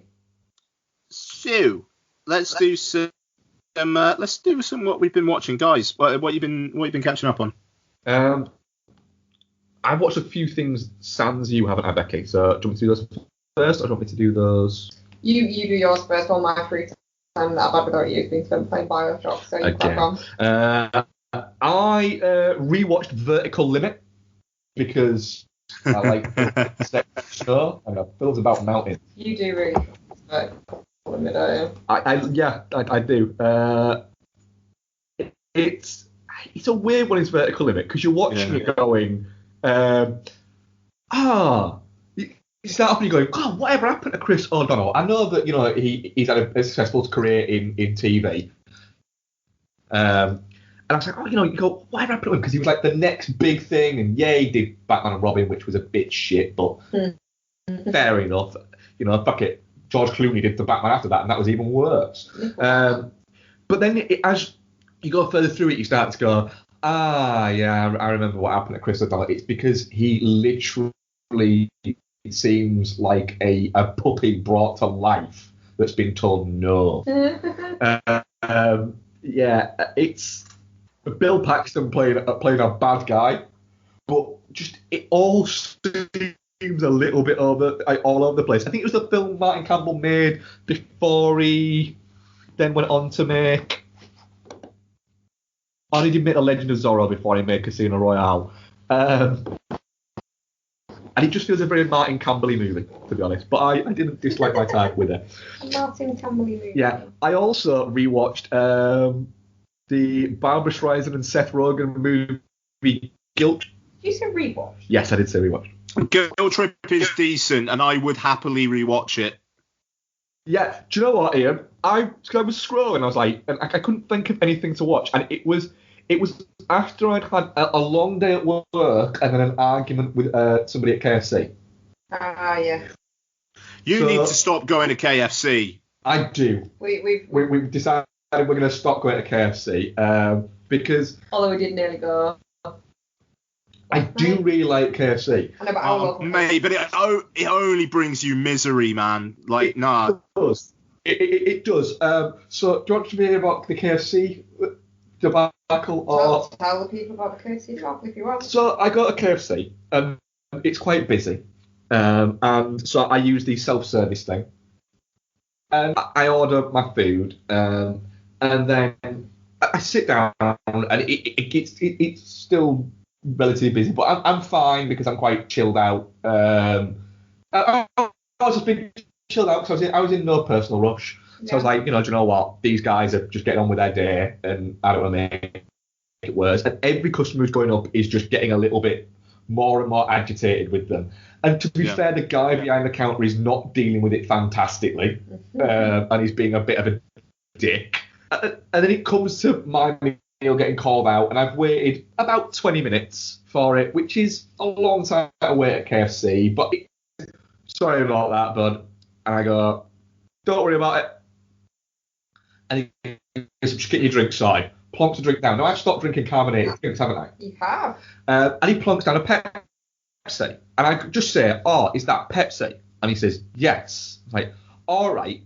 I ordered the iced tea. And he's, rather than his response being, oh, sorry about that, and just redoing it, his response is, what's wrong with Pepsi? So, oh, God. God's sake. Oh, no, it gets that's This is a tickle. literally that's the tickle in the balls of what right. So I go, there's nothing wrong with Pepsi, mate. It's just I did order the peach iced tea. So he goes, well, why can't you just have Pepsi? I was like, because it's not what I ordered. Could I just have the peach iced tea? You could have put the cup there, pressed the button, and given me it in the same time as this exchange took place. He then gives me my food and my peach iced tea, and I start to walk out. And I'm holding the box thinking, that feels fucking light. Oh, no. That feels really light. And a guy who was in front of me, who has got his meal and sat down, turns around to me and says, I've checked that, mate, because mine is just fucking wrong. So I open it, and in my thing, I'm supposed to get 5 pieces of... Do you really want to tell everyone how much you got to each? No, I want to hear it. I want to hear it. I'm supposed to get 5 pieces of the boneless chicken, 2 popcorn chickens, and 2 fries, 1 side which I'd chosen gravy, and 1 dip which I'd chosen the ketchup. Because I didn't really want a dip, but you had to choose it on the machine, and you couldn't not. So I open it, and I've got 1 piece of popcorn chicken, 1 portion of popcorn chicken, one fries. I've got my gravy. I have no dip, and I've only got 2 pieces of the boneless chicken. So I look at it and go, I'm not paying like $7.50 for that. Yeah. So go back over and then say, oh, here's my, and I'm sorry, I'm not talking about guilt trip, which is a lot of fun, by the way. And Barbara Streisand is a delight. And I take it over, plonk it down, and say, oh, I don't want to be a dick out, but there's quite a lot of my food. Now, rather than just going, oh, sorry about that, and putting it in, goes, well, what's missing? Say, well, a popcorn chicken, a fries, and 3 pieces of the boneless chicken. It goes, right, but did you take it away? Like, well, yeah. Right, well, how do I know you didn't eat it? Like, how do you know that I didn't eat an entire portion of fries, an entire portion of popcorn chicken, and 3 pieces of the boneless chicken in literally 40 seconds? It's like, yeah, well, how do I know? Because I haven't. I said, look, all I want is you just to replace the bits. I'm not even bothered about anything else. I just want you to replace the bits that weren't there. Well, I'm not authorised to do that. So we'll get whoever is authorised to do that to come and authorise it. So the manager turns up and goes, oh, what's the problem? So I explain it again to him, and he goes, but how do we know? Did you check your food here first? Like, should I have to? Oh, for fuck's sake. And he says, well, how do we know you didn't eat it? It's like, mate, are you really going to pursue that line because you've got cameras and it's going to look really fucking stupid when I make you watch the videos? Like, look, I'm not kicking off. I'm being quite calm. All I want is my chicken, to be honest. I want to go home and I want to shame eat my chicken to myself. And to which he goes, well, it's just, how do we know you didn't eat it?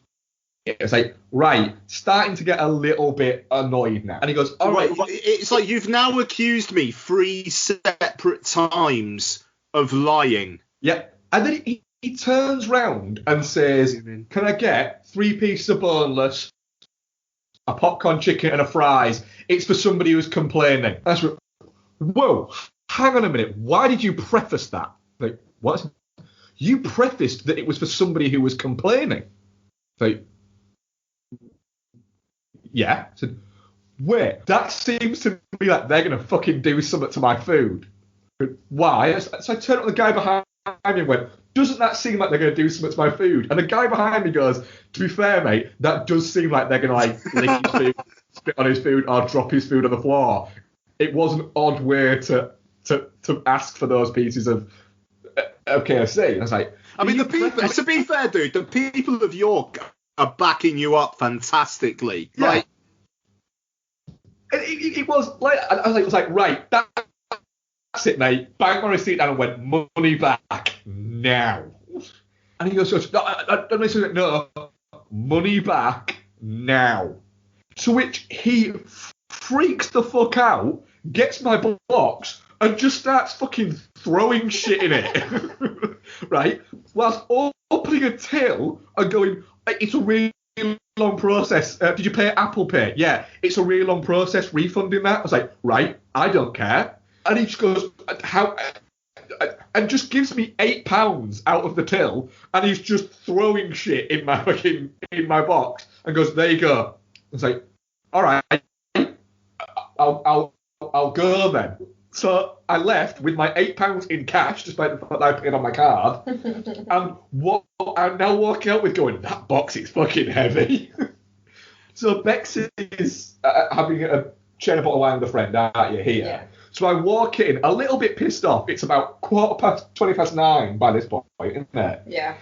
And so I literally put the box on a plate and just go straight upstairs to eat my shame chicken. Stop calling it shame chicken. It's shameful. No, it is shame chicken. It is fucking shame chicken. Like, I eat KFC, it's shame chicken. Yeah, right. And then I open the box, right? There is 8 pieces of boneless chicken there. 2 popcorn chickens.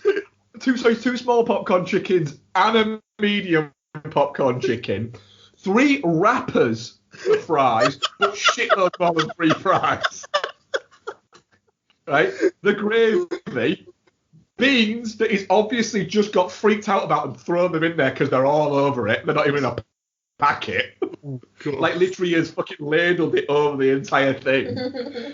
And then I look at it and go, fuck, there's a lot of food there. That's a lot of protein and starch. I am not gonna have fun later. So I load it up on my plate and sit there and go, I'm not eating all this. And then like 15 minutes later go, I can't believe I ate all of that. Oh, that's disgusting, Mark. Yeah, it was grim. And then I'm looking at the giant chocolate buttons and Maltesers that I got to have as a little treat for myself afterwards going, am I going to even open you? I don't know. I was very tired after eating all of that. You need to stop going. Sorry.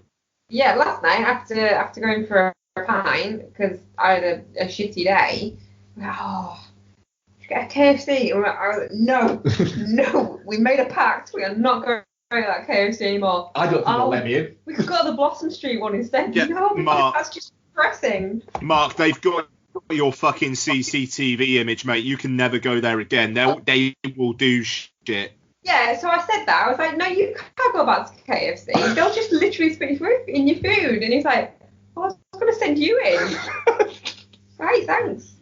I did say that. Yes. So the Guilt Trip was a treat. I enjoy Barry watching it. I will say the self-service thing like they've done in the Cardiff one. They closed the Cardiff one for like a month, like doing it up. They opened it up. It got the self-service thing. The first time I was in there, it was a good 15 minutes before I got my fucking food. Yeah. Like I mean, KFC is not. It's not good enough to wait 15 minutes for on a fucking Wednesday lunchtime. No, it's not. And the numbering system's all over the place. Like I was sat there going, number 3126. I'm looking at going, mine's 7129. Have I got like 4,000 people? There's a lot of people in there, but there's not this many. I don't know. It's just like McDonald's have that shit down. Yeah. Like I mean, like fair play. KFC UK that literally last year just didn't have chicken. We need to have another fried chicken chain in this country. It's shit that we've only got KFC. Yeah. That's the annoying thing. There's fucking... No, I don't want to talk about the Guilt Trip. I want to talk about this more. Shut the fuck up, Mark. I'll happily back on KFC all we want. No, I mean, it just... It's... Complain about KFC. Oh, no, the thing. You said it about the toilet thing to the man. You said... Oh, that I was the prick that keeps on complaining about the toilet. You really want to go there because you know the reason you got a bollocking about your toilet being shit? That was me. The thing is... No. I mean, dude, seriously, you need to stop going to KFC because every time you talk about KFC, you're just pissed off. Like, you seriously... Right, so there's this other chicken place in Cardiff, Slim Chickens, which they have in London as well, and they launched a branch here. And it was like, shit, KFC alternative. This is a game changer. And I went there the day I went to see Endgame, and it was like, this is going to be fucking amazing. I'm going to go to work and I have lunch at Slim Chickens, and then after work I'm going to go see Avengers Endgame. So I was like, right, I'm going to fill my boots. And it was a tenner for really nice fries and 5 massive kind of chicken stripper things. I mean, they were big. So not complaining there. It was the saltiest thing I think I've ever eaten in my life. It was essentially, if cum was chicken flavoured and solid, it would be that. And it was fucking horrible. Yeah, that's you've not sold that to me. I'm not gonna lie. Yeah. No, that's the thing. So all we've got is KFC, where you will wait 15 minutes on a non-school holiday Wednesday for food, or coming. It's not chicken, coming. There is space for another fried chicken place. And the thing is, it's like, I don't know if you've seen those cinema adverts about KFC, where it's like, it's got the Godfather music playing, and it's like, it's like the only one is KFC. Nah. I mean, there was a place in Bristol, when I was in uni in Bristol, there was a place that had a kid's meal called a Licking Kiddies meal. And that was the fucking funniest thing I think I've ever seen in my life. But I tell you what, their chicken was nice. It's not, Becky. It's not all right. It's not all right. It's had to change its name about 15 times. It's getting closed down by environmental health. They let me serve there once when I was absolutely hammered. Did they like to include people? I was fucking drunk and shirtless. That's fine. They just appreciated the sex image you were bringing. It was. They weren't appreciating it, Bex. Let's call a spade a spade. They weren't appreciating it. Than anything else. Did you make them let you serve the chicken? I hoid over the counter. It was a fair few years ago. Was it Guinness night? No, it wasn't Guinness night. It was the night where Liverpool got to the Champions League final by drawing against Juventus in 2005. And I got absolutely hammered. That was the same night as I accused our next door neighbours of trying to steal our car. I mean, were they? No, it was just the same car. It was the same car, didn't they? And I accused them, what is it? And then when he told me it was the same car, I told him that he passed the test. They did not stay there long. Is that when we were in the flat, or was that thingy? Postcard. Yeah. Just independent chicken places do a lot better job than KFC or Slim Chickens coming. Anyway, I'm glad you enjoyed the guilt trip. I did enjoy the guilt trip, yeah. Sorry, Bags, what did you say? Just on a tangent, some of the best fried chicken I've had recently is from the Japanese place at Spa. Yeah, sure, it's very nice actually, that. Fried chicken. Becky, what else have we watched? I remember now. I've got them literally up here. We watched the Happy Time Murders. We rewatched the Happy Time Murders. How was that? I really enjoyed it on rewatch. I wasn't over keen when I watched it the first time, and as I was. I really, really, really enjoyed it on rewatch. It went up for me on rewatch. Yeah, absolutely. Yeah, it was. I really, really enjoyed it this time. It was really good fun. Yeah. There's points where I can't remember which. There's quite a few of them, but there was points where it was like you had to pause it because I was laughing so much. Yeah. And yeah, really enjoyed it. I think all of them were when she punched Gotha in the constantly trying to blow her. and you're actually a decent cop. Yeah, well, you're not a bag of shit yourself. Yeah. And the constant, I think every point where Melissa McCarthy said to Joel McHale, so says what? Oh, yeah. And he kept saying, what? Yeah, and I had a lot of fun. Yeah, it was really good. I really, really enjoyed it. Yeah. What else did we watch? We rewatched The Social Network. We did, yes. I was really impressed with this. I mean, I've always liked it, but I was more impressed with it this time, just sort of on a structural level of the movie and soundtracking and everything. It's no, not soundtracking. It's scoring. That's the one. It's a fucking. It's a belter, that movie. Yeah, it is really good, and it's something that, because I actually enjoy the content of the movie, I don't necessarily notice the technical shit, but I noticed the technical shit this time, and it's good. Yeah, Fincher absolutely knocks that fucking film out of the park for a movie that he was doing. I think I covered that with the technical shit was good. Oh, I didn't mind. But with it essentially been a job, it not been like his project. He still handles it so impeccably well, and it's one of those where I was talking to somebody about it not so long, and they said, yeah, but it's not exactly what happened. It's like, it doesn't have to be dickhead. It's not. That's not the point. And I always go back to listening to an interview with Sorkin, where he said that he based the writing of it on Rashomon. So it's not. None of it is what happened. It's what people have said happened. Right. Which is really an interesting way to look at it. But yeah, it's an absolute. And Ian, I have a feeling this might crop up quite high in your end of decade list. Social Network, yeah. I'm fucking. I've been wanting to watch it for ages, but I just need to wait and see if I can watch it in 4K, and it hasn't happened yet. Well, weirdly, you'll appreciate this. I'm going to get vaguely techie here, aren't we, Lex? Yeah. So we decided wanting to watch Social Network, and we started watching it on Sky, didn't we? Yes. And we had to pause it during like the opening 2 minutes. Yeah. And Beck's like, you said, can you hear this? Like, I can't hear a fucking word. And I know part of it is you're not supposed to, the sound design is supposed to make it a little bit more difficult than normal to hear because they're in a bar, but you literally, you couldn't hear. That's why I said, shit are you supposed to not be able to hear it? Cause, at all. Yeah. So we switched to Netflix, didn't we? Yeah. And watched it on Netflix instead. And the sound was just infinitely better, wasn't it? Yeah. But also as well, the picture It's better. was loads better as well.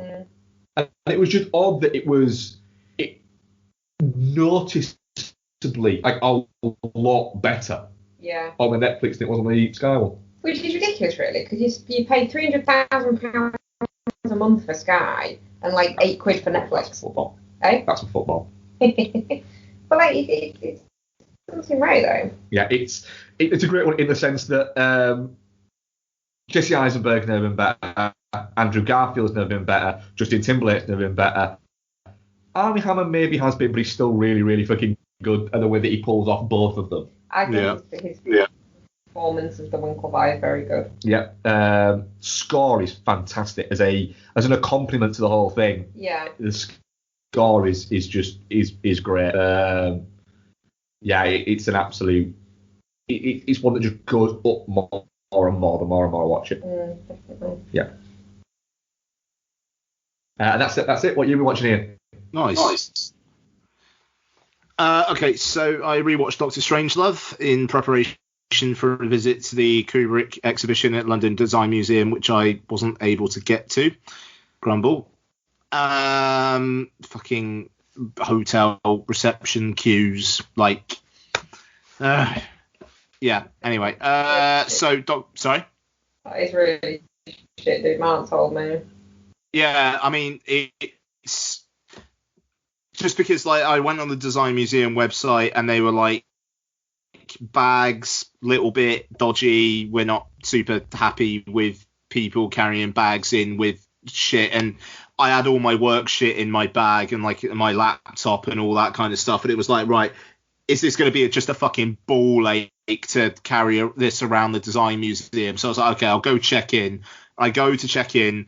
My tube is late because, there was construction work, so I had to get another tube. Then I get to the hotel reception. There's just this big fuck off queue, and it was fuck you. So I missed it, and it was bollocks. Anyway, Doctor Strangelove. Yeah, Doctor Strangelove is great.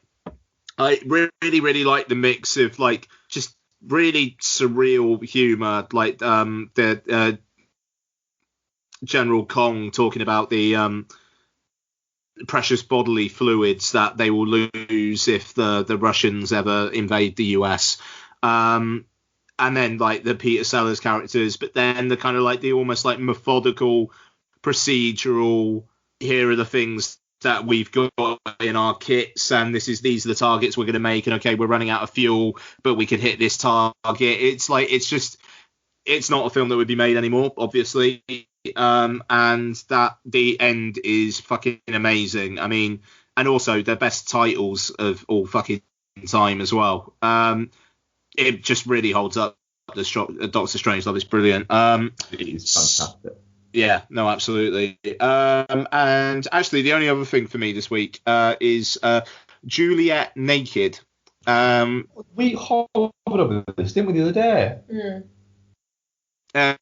So it was like 99p rental of the week on iTunes a few weeks back, and I managed to get to it. So this directed by Jesse Peretz, and it's based on a book by Nick Hornby, which I didn't know until the credits ran, actually. So basically, I remember the trailer, and the trailer is essentially Chris O'Dowd and Rose Byrne are a couple. Chris O'Dowd's obsessed with this reclusive musician played by Ethan Hawke, and then she writes a shitty review about one of his albums in like a web internet thread, and then Ethan Hawke basically writes back saying, yeah, I agree, and then they kind of start a thing. So you think it's going to be basically about Rose Byrne like starting a relationship with Chris O'Dowd's idol and kind of like what's going to happen, almost like a love triangle kind of thing. And it's not that at all. Chris O'Dowd's character is a horrible guy, and that's revealed pretty fucking early on. And they split up.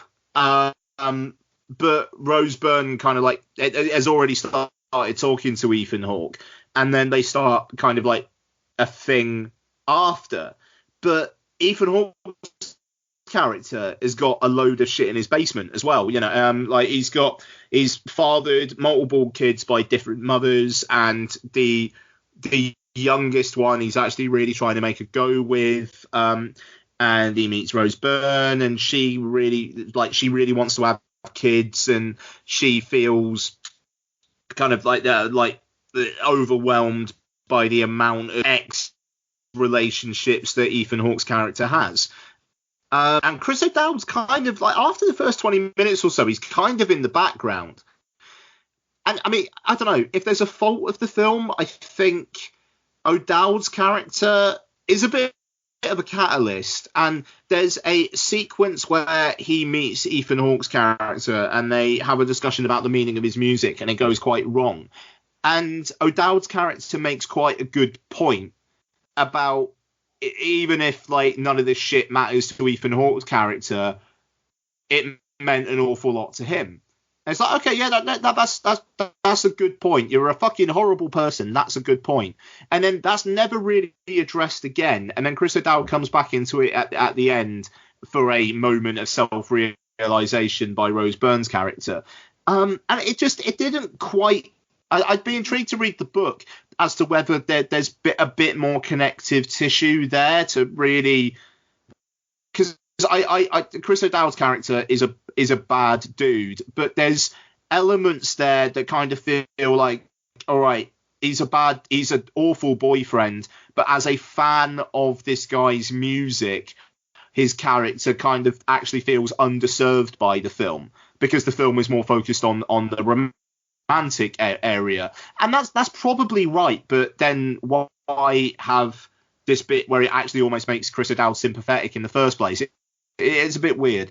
But Ethan Hawke, as a reclusive rocker finding love like in middle age with Rose Byrne, Ethan Hawke could kind of do that in his sleep, and he does it really well. Rose Byrne, very, very, very endearing. I've got a penchant for Rose Byrne anyway. Is her British accent as off-putting as it is in the trailer? I thought she was fine. Is it all right? Because that was quite jarring. But I don't know. It's one of those things that it was just jarring, and you go, oh, whoa, that's a voice. No, I settled quite. Yeah, I thought it was fine. Yeah. So I mean, and I don't know. I think it's a much more interesting film than the trailer lets on, and it's not wholly successful. But I liked the fact that it was a lot more character based than situation based. And I'd give it a watch. Also, there's a very good mid-credits bit. Yeah, I really quite liked it. Just a little bit of news that's happening live at the moment. The Irishman is going to be going to Netflix on the 27th of November. Oh, it's like a birthday present for you. Yeah. Oh shit! Yeah. All right. Thanksgiving. Oh shit! Well, that makes sense, doesn't it? Okay. 27th of November. Very interesting. Is there like a trailer or anything, or are they just announced? No, not that trailer will go live at some point, but yeah, 27th of November, Wednesday. Obviously, the trailer will go live at some point. Is that they actually announced that the trailer will go live at some point? Yeah, basically that's what it said. Deary me. Yeah. With the Netflix thing, you could see him just not releasing the trailer until about a week or two before. But yeah, 27th of November. Which means it's probably finished. Yeah. Or at least they have a roadmap to say that it's going to be. No. Yeah.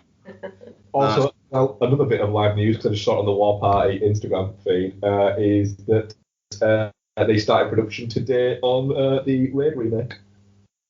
Raid Redemption. No, the Raid remake. Yeah. Well, hang on. Who's in that then? I thought they were remaking a film that was only made a couple of years ago. Raid, they're doing an American version of that. For God's sake. I think it's Grilla. Yeah. Okay. That feels like the horse is bolted, but okay. Yeah. Yeah, I think it's Grilla. I think some of the cast from the Raid are actually back in it. They haven't released full cast details, but the rumor that and I'm missing the main guy from the Raid, is playing Mad Dog in the American remake. Okay. Which could be quite interesting. Yeah. I really love the Raid. I love the Raid, but you know, the thing is, I'm interested to see what they do with it. Yeah. Sorry, I just saw those two little things. Okay, no, nice. No. So, let's move on to What We Do in the Shadows, directed by Taika Waititi and starring Taika Waititi, Jermaine Clement, and others. Jonathan Dean, I think is the other guy's name, and a bunch of other folks. So, it's a mockumentary about a collection of vampires who flat share and their trials and tribulations. They're all kind of different guys, and yeah, it's just a very kind of gentle comedy, I suppose, but with some good filmmaking in it. So did you guys see this in the cinema originally, or did you catch up with it at home? I think I was at home. I don't think we did it in the cinema. No. Yeah, I think it was at home. No, fair enough. Yeah, no, fair enough. I managed to see it in the cinema at the time. I don't know. It was quite a big. Oh no. Okay. I don't think it was playing at View. Oh, there was something. There was some reason we were going to go and sit in the cinema. There was a reason why we couldn't, or something. That sounds about right. So yeah, I mean, it kind of seemed like a big deal. It was kind of like the hot film du jour at the time, and obviously, it kind of paved the way for Taika Waititi to kind of make the big step up after his previous films. What was it? Boy, and did he direct Eagle versus Shark? He did, but he also did the Hunt for the Wilder People. That was after. Eagle versus Shark and Boy. Yeah, so I've yet to catch up with either of those, and I really should. But so Mark, what do you think of What We Do in the Shadows? Like, kind of a few years in. It's a strange one, my opinion, What We Do in the Shadows, really, in the sense that I kind of enjoy it while I'm watching it, but if you were to turn it off at any point during it, I wouldn't care. It's fine, and I chuckle a little bit, but I just don't care. I think it doesn't really land with me. In the sense that I find it amusing, and I can watch it, but I do find that I get about halfway through it and go, I'm kind of done with watching this now. But I will continue watching it, and I'll enjoy it enough watching it, but I don't care. If that makes any sense at all. I mean, not really. I'm fine with it. I don't care. It's not one. I think people. I don't get that it's got a spin-off series. I'd love to watch that. And people seem to really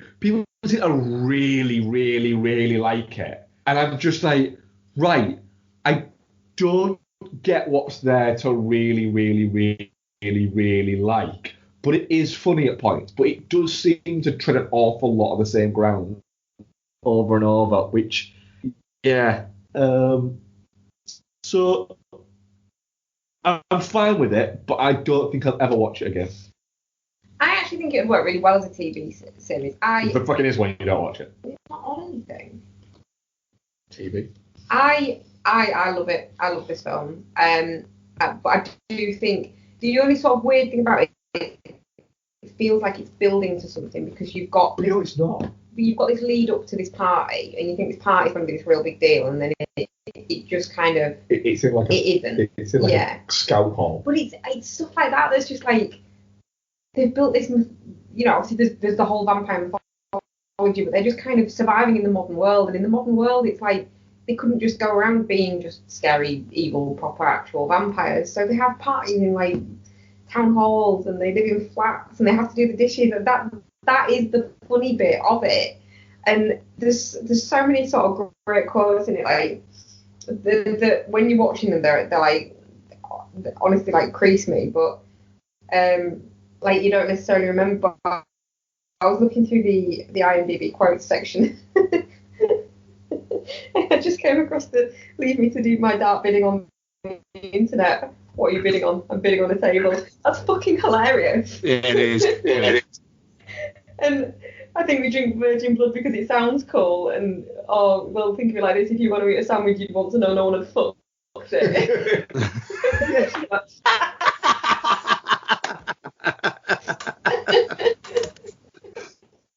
Yeah, that is a great line. Being all like PC and we're werewolves, not swearwolves. I don't like the werewolves. I've got to say that just reminded me. We just as a slight tangent.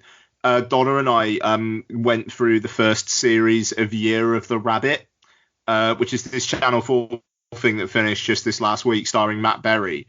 Of the US remake of What We Do in the Shadows, and it's like this kind of like Victorian era set kind of like cop show basically with sorry, Victorian detective or something. I read about this the other day.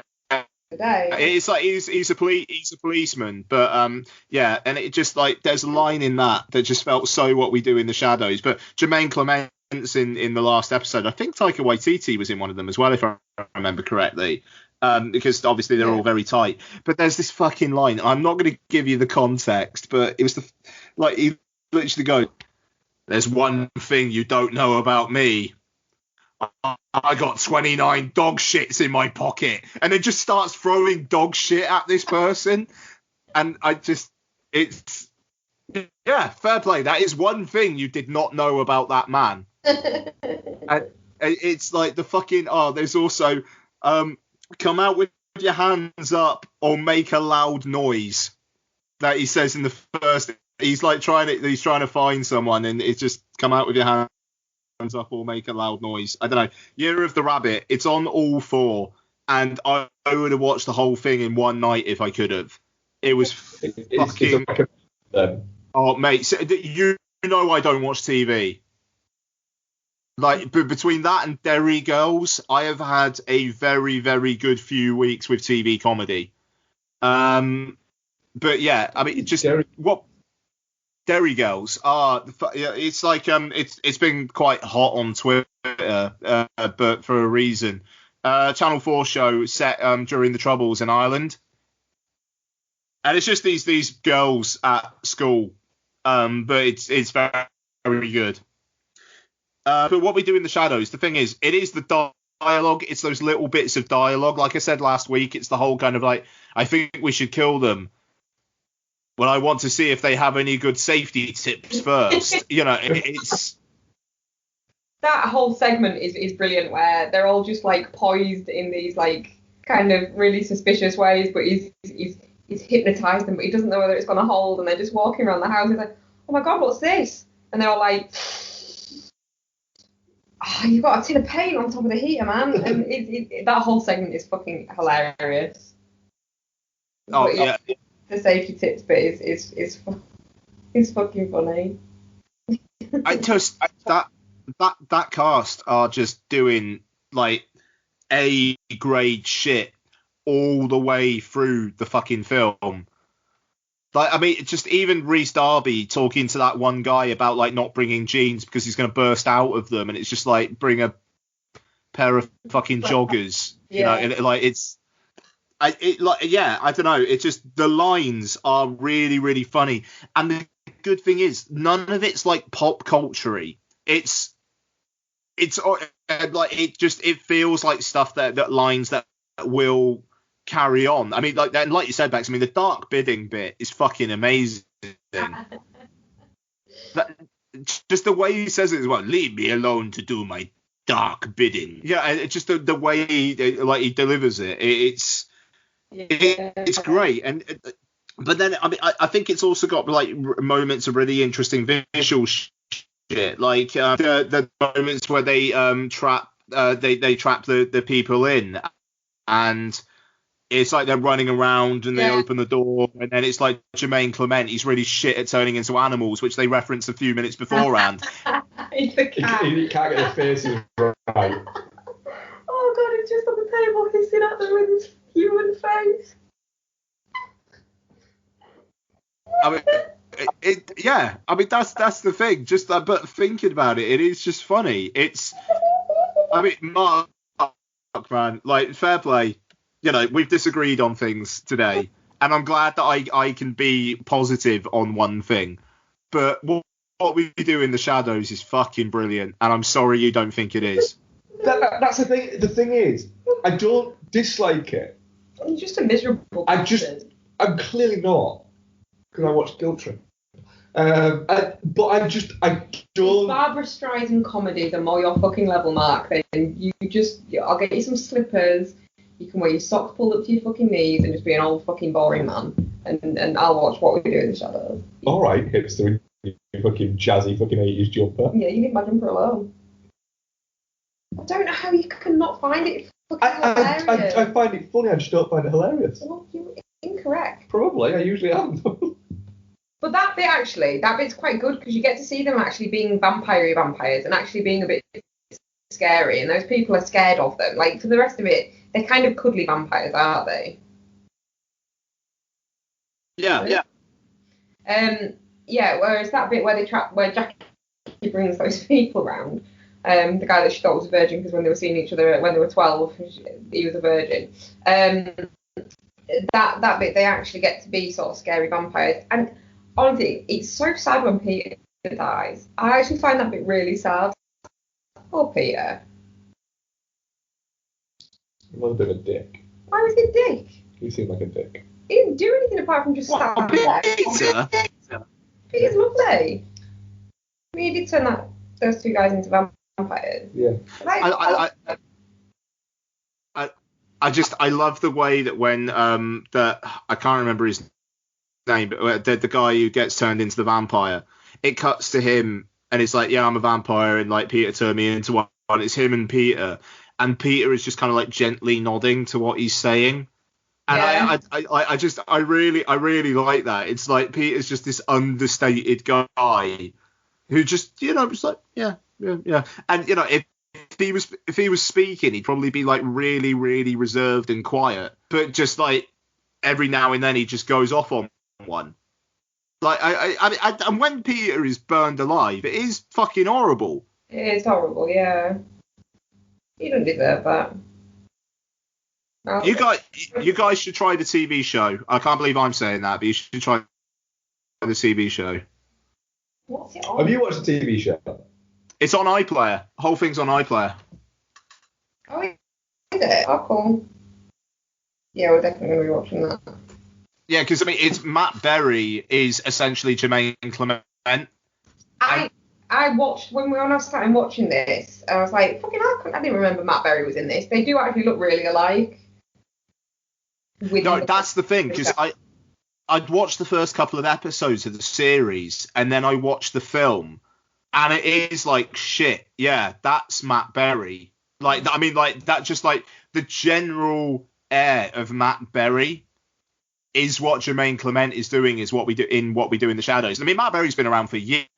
is, so I'm not necessarily accusing anyone of copying anyone, but it's very odd though, because like the series, the first episode is directed by Taika Waititi, and the second episode is directed by Jermaine Clement, but neither of them are in the TV series. It's very odd that it's connected, but then really not connected, because the TV series is set in the US with different vampires, but one of them's Matt Berry, even though it's essentially playing the same character as Jermaine Clement in What We Do in the Shadows, the film. I don't know. It's interesting. Matt Berry has a very good shtick, and it works very, very well for him. And I do enjoy Matt Berry in stuff, but he very much is often the same in everything. Just he's a very funny guy. And the thing is, he's not overexposed. Like he's not in fucking everything. You know, like he's I think he's quite picky with what he does, because I mean, yes, he had Toast of London. He's got Year of the Rabbit at the moment. He's done What We Do in the Shadows, but it doesn't feel necessarily ubiquitous. Maybe to like a certain subset of people, but it doesn't feel like he's James Corden. Oh god, no, he's got a lot more. I mean, he keeps dropping off to do his music stuff as well. Do music stuff? Yeah, he released an album last year of songs from kids' TV shows. Okay. Yeah. Interesting. Yeah. I need to look that up. Right. Oh, Rainbow. Shit.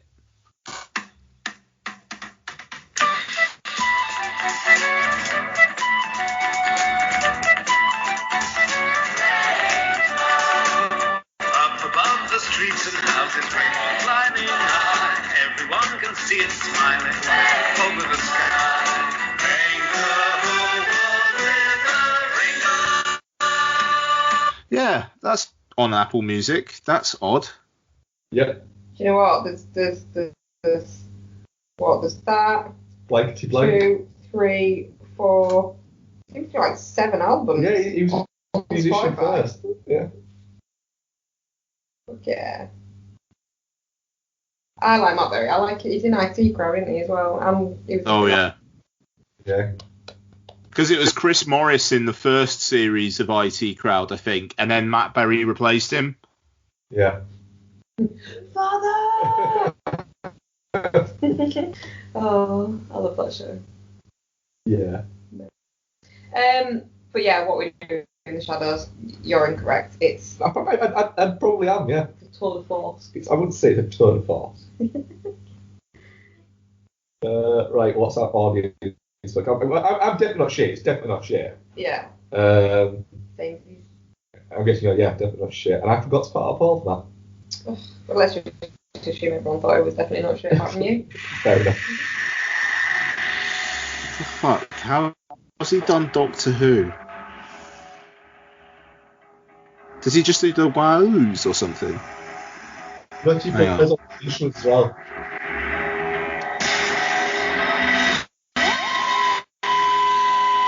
No. It is just an instrumental though. Yeah, he does all the he plays all the music as well for it. Fair play. All right, now good on him. Questions? Go for it. And you're not hosting. No, but I always do questions. Ian's welcome to do questions, of course. Oh, you're always the Twitter one, you dickhead. Twitter dickhead. So our question for you is: you could take any character from any film and drop them into a completely different film? Which character you dropping into which film?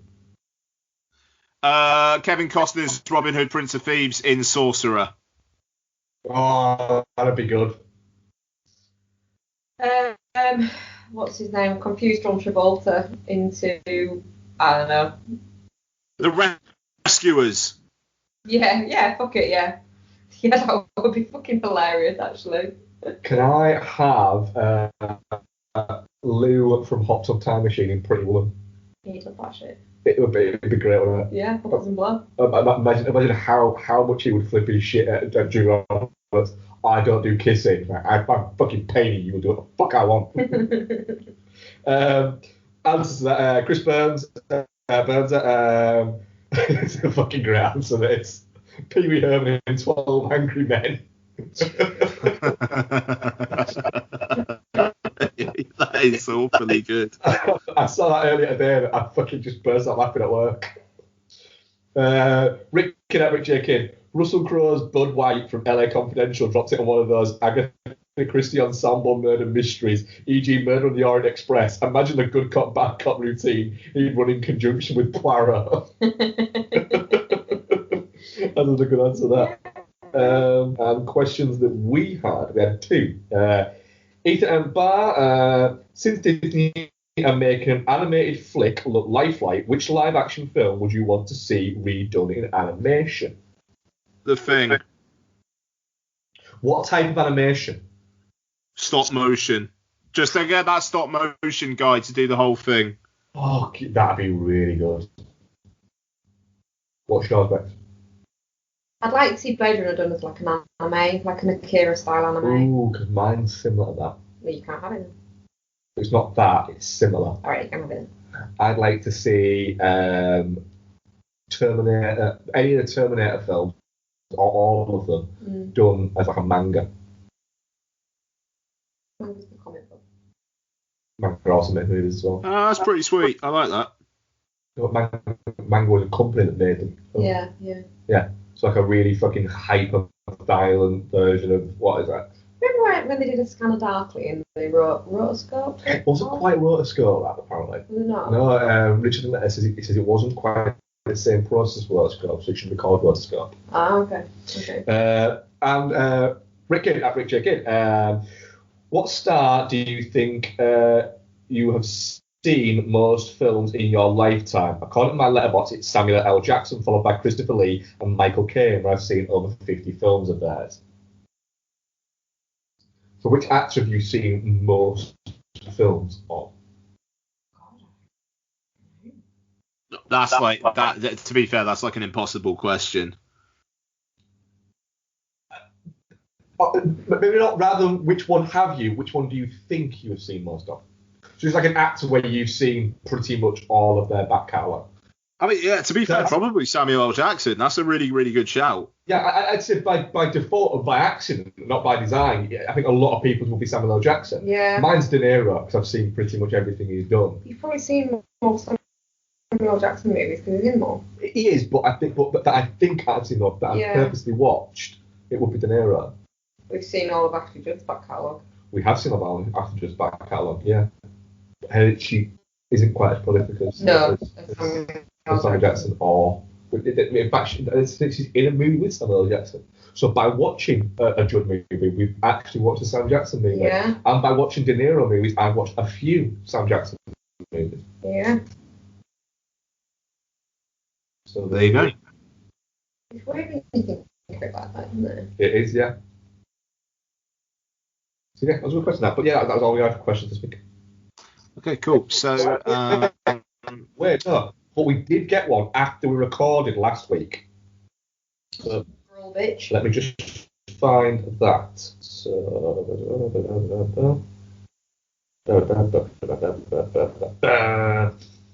I'll scroll the music. What's your hold music?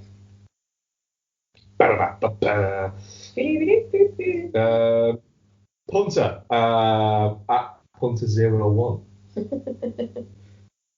from Chips Records. I think he's called Punter. Don't we normally use like the real names and then Paul. Oh. Yeah, you can call him Paul if you call him Punter. That's what it says on Twitter. You leave me alone on Twitter, bitch. Right. Disney owns almost every popular franchise on the market. Is that a good or a bad thing? Bad thing. Bad thing. Don't care as long as good movies get made.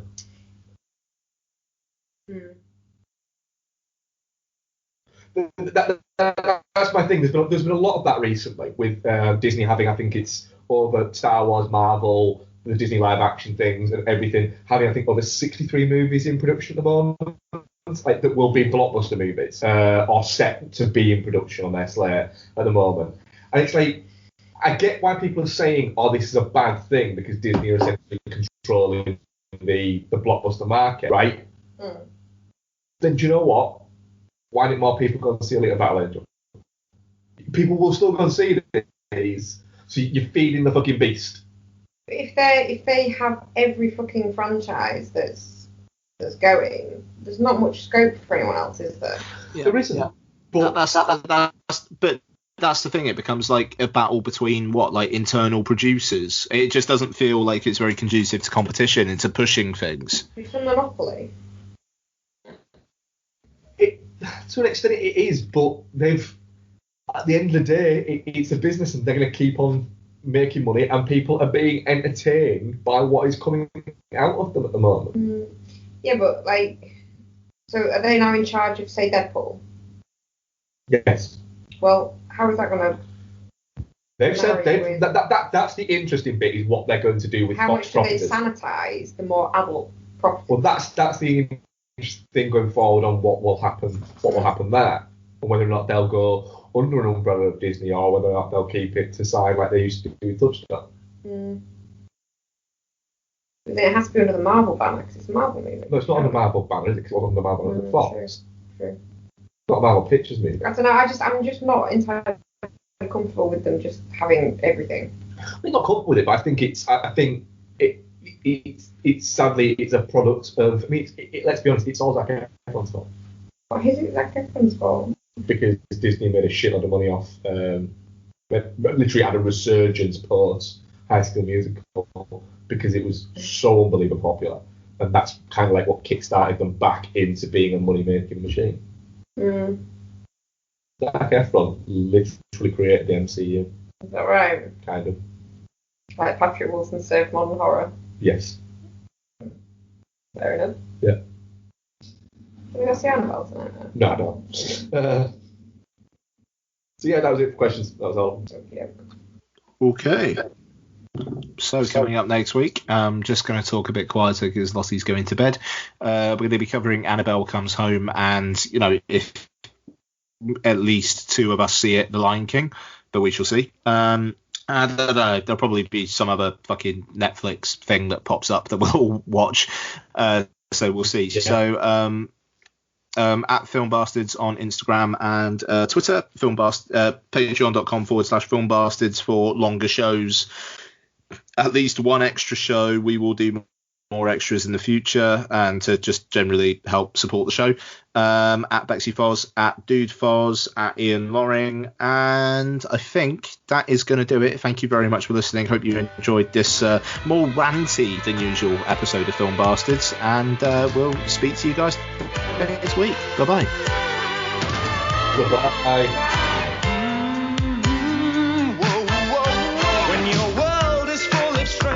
Arrangements and gravity won't pull you through.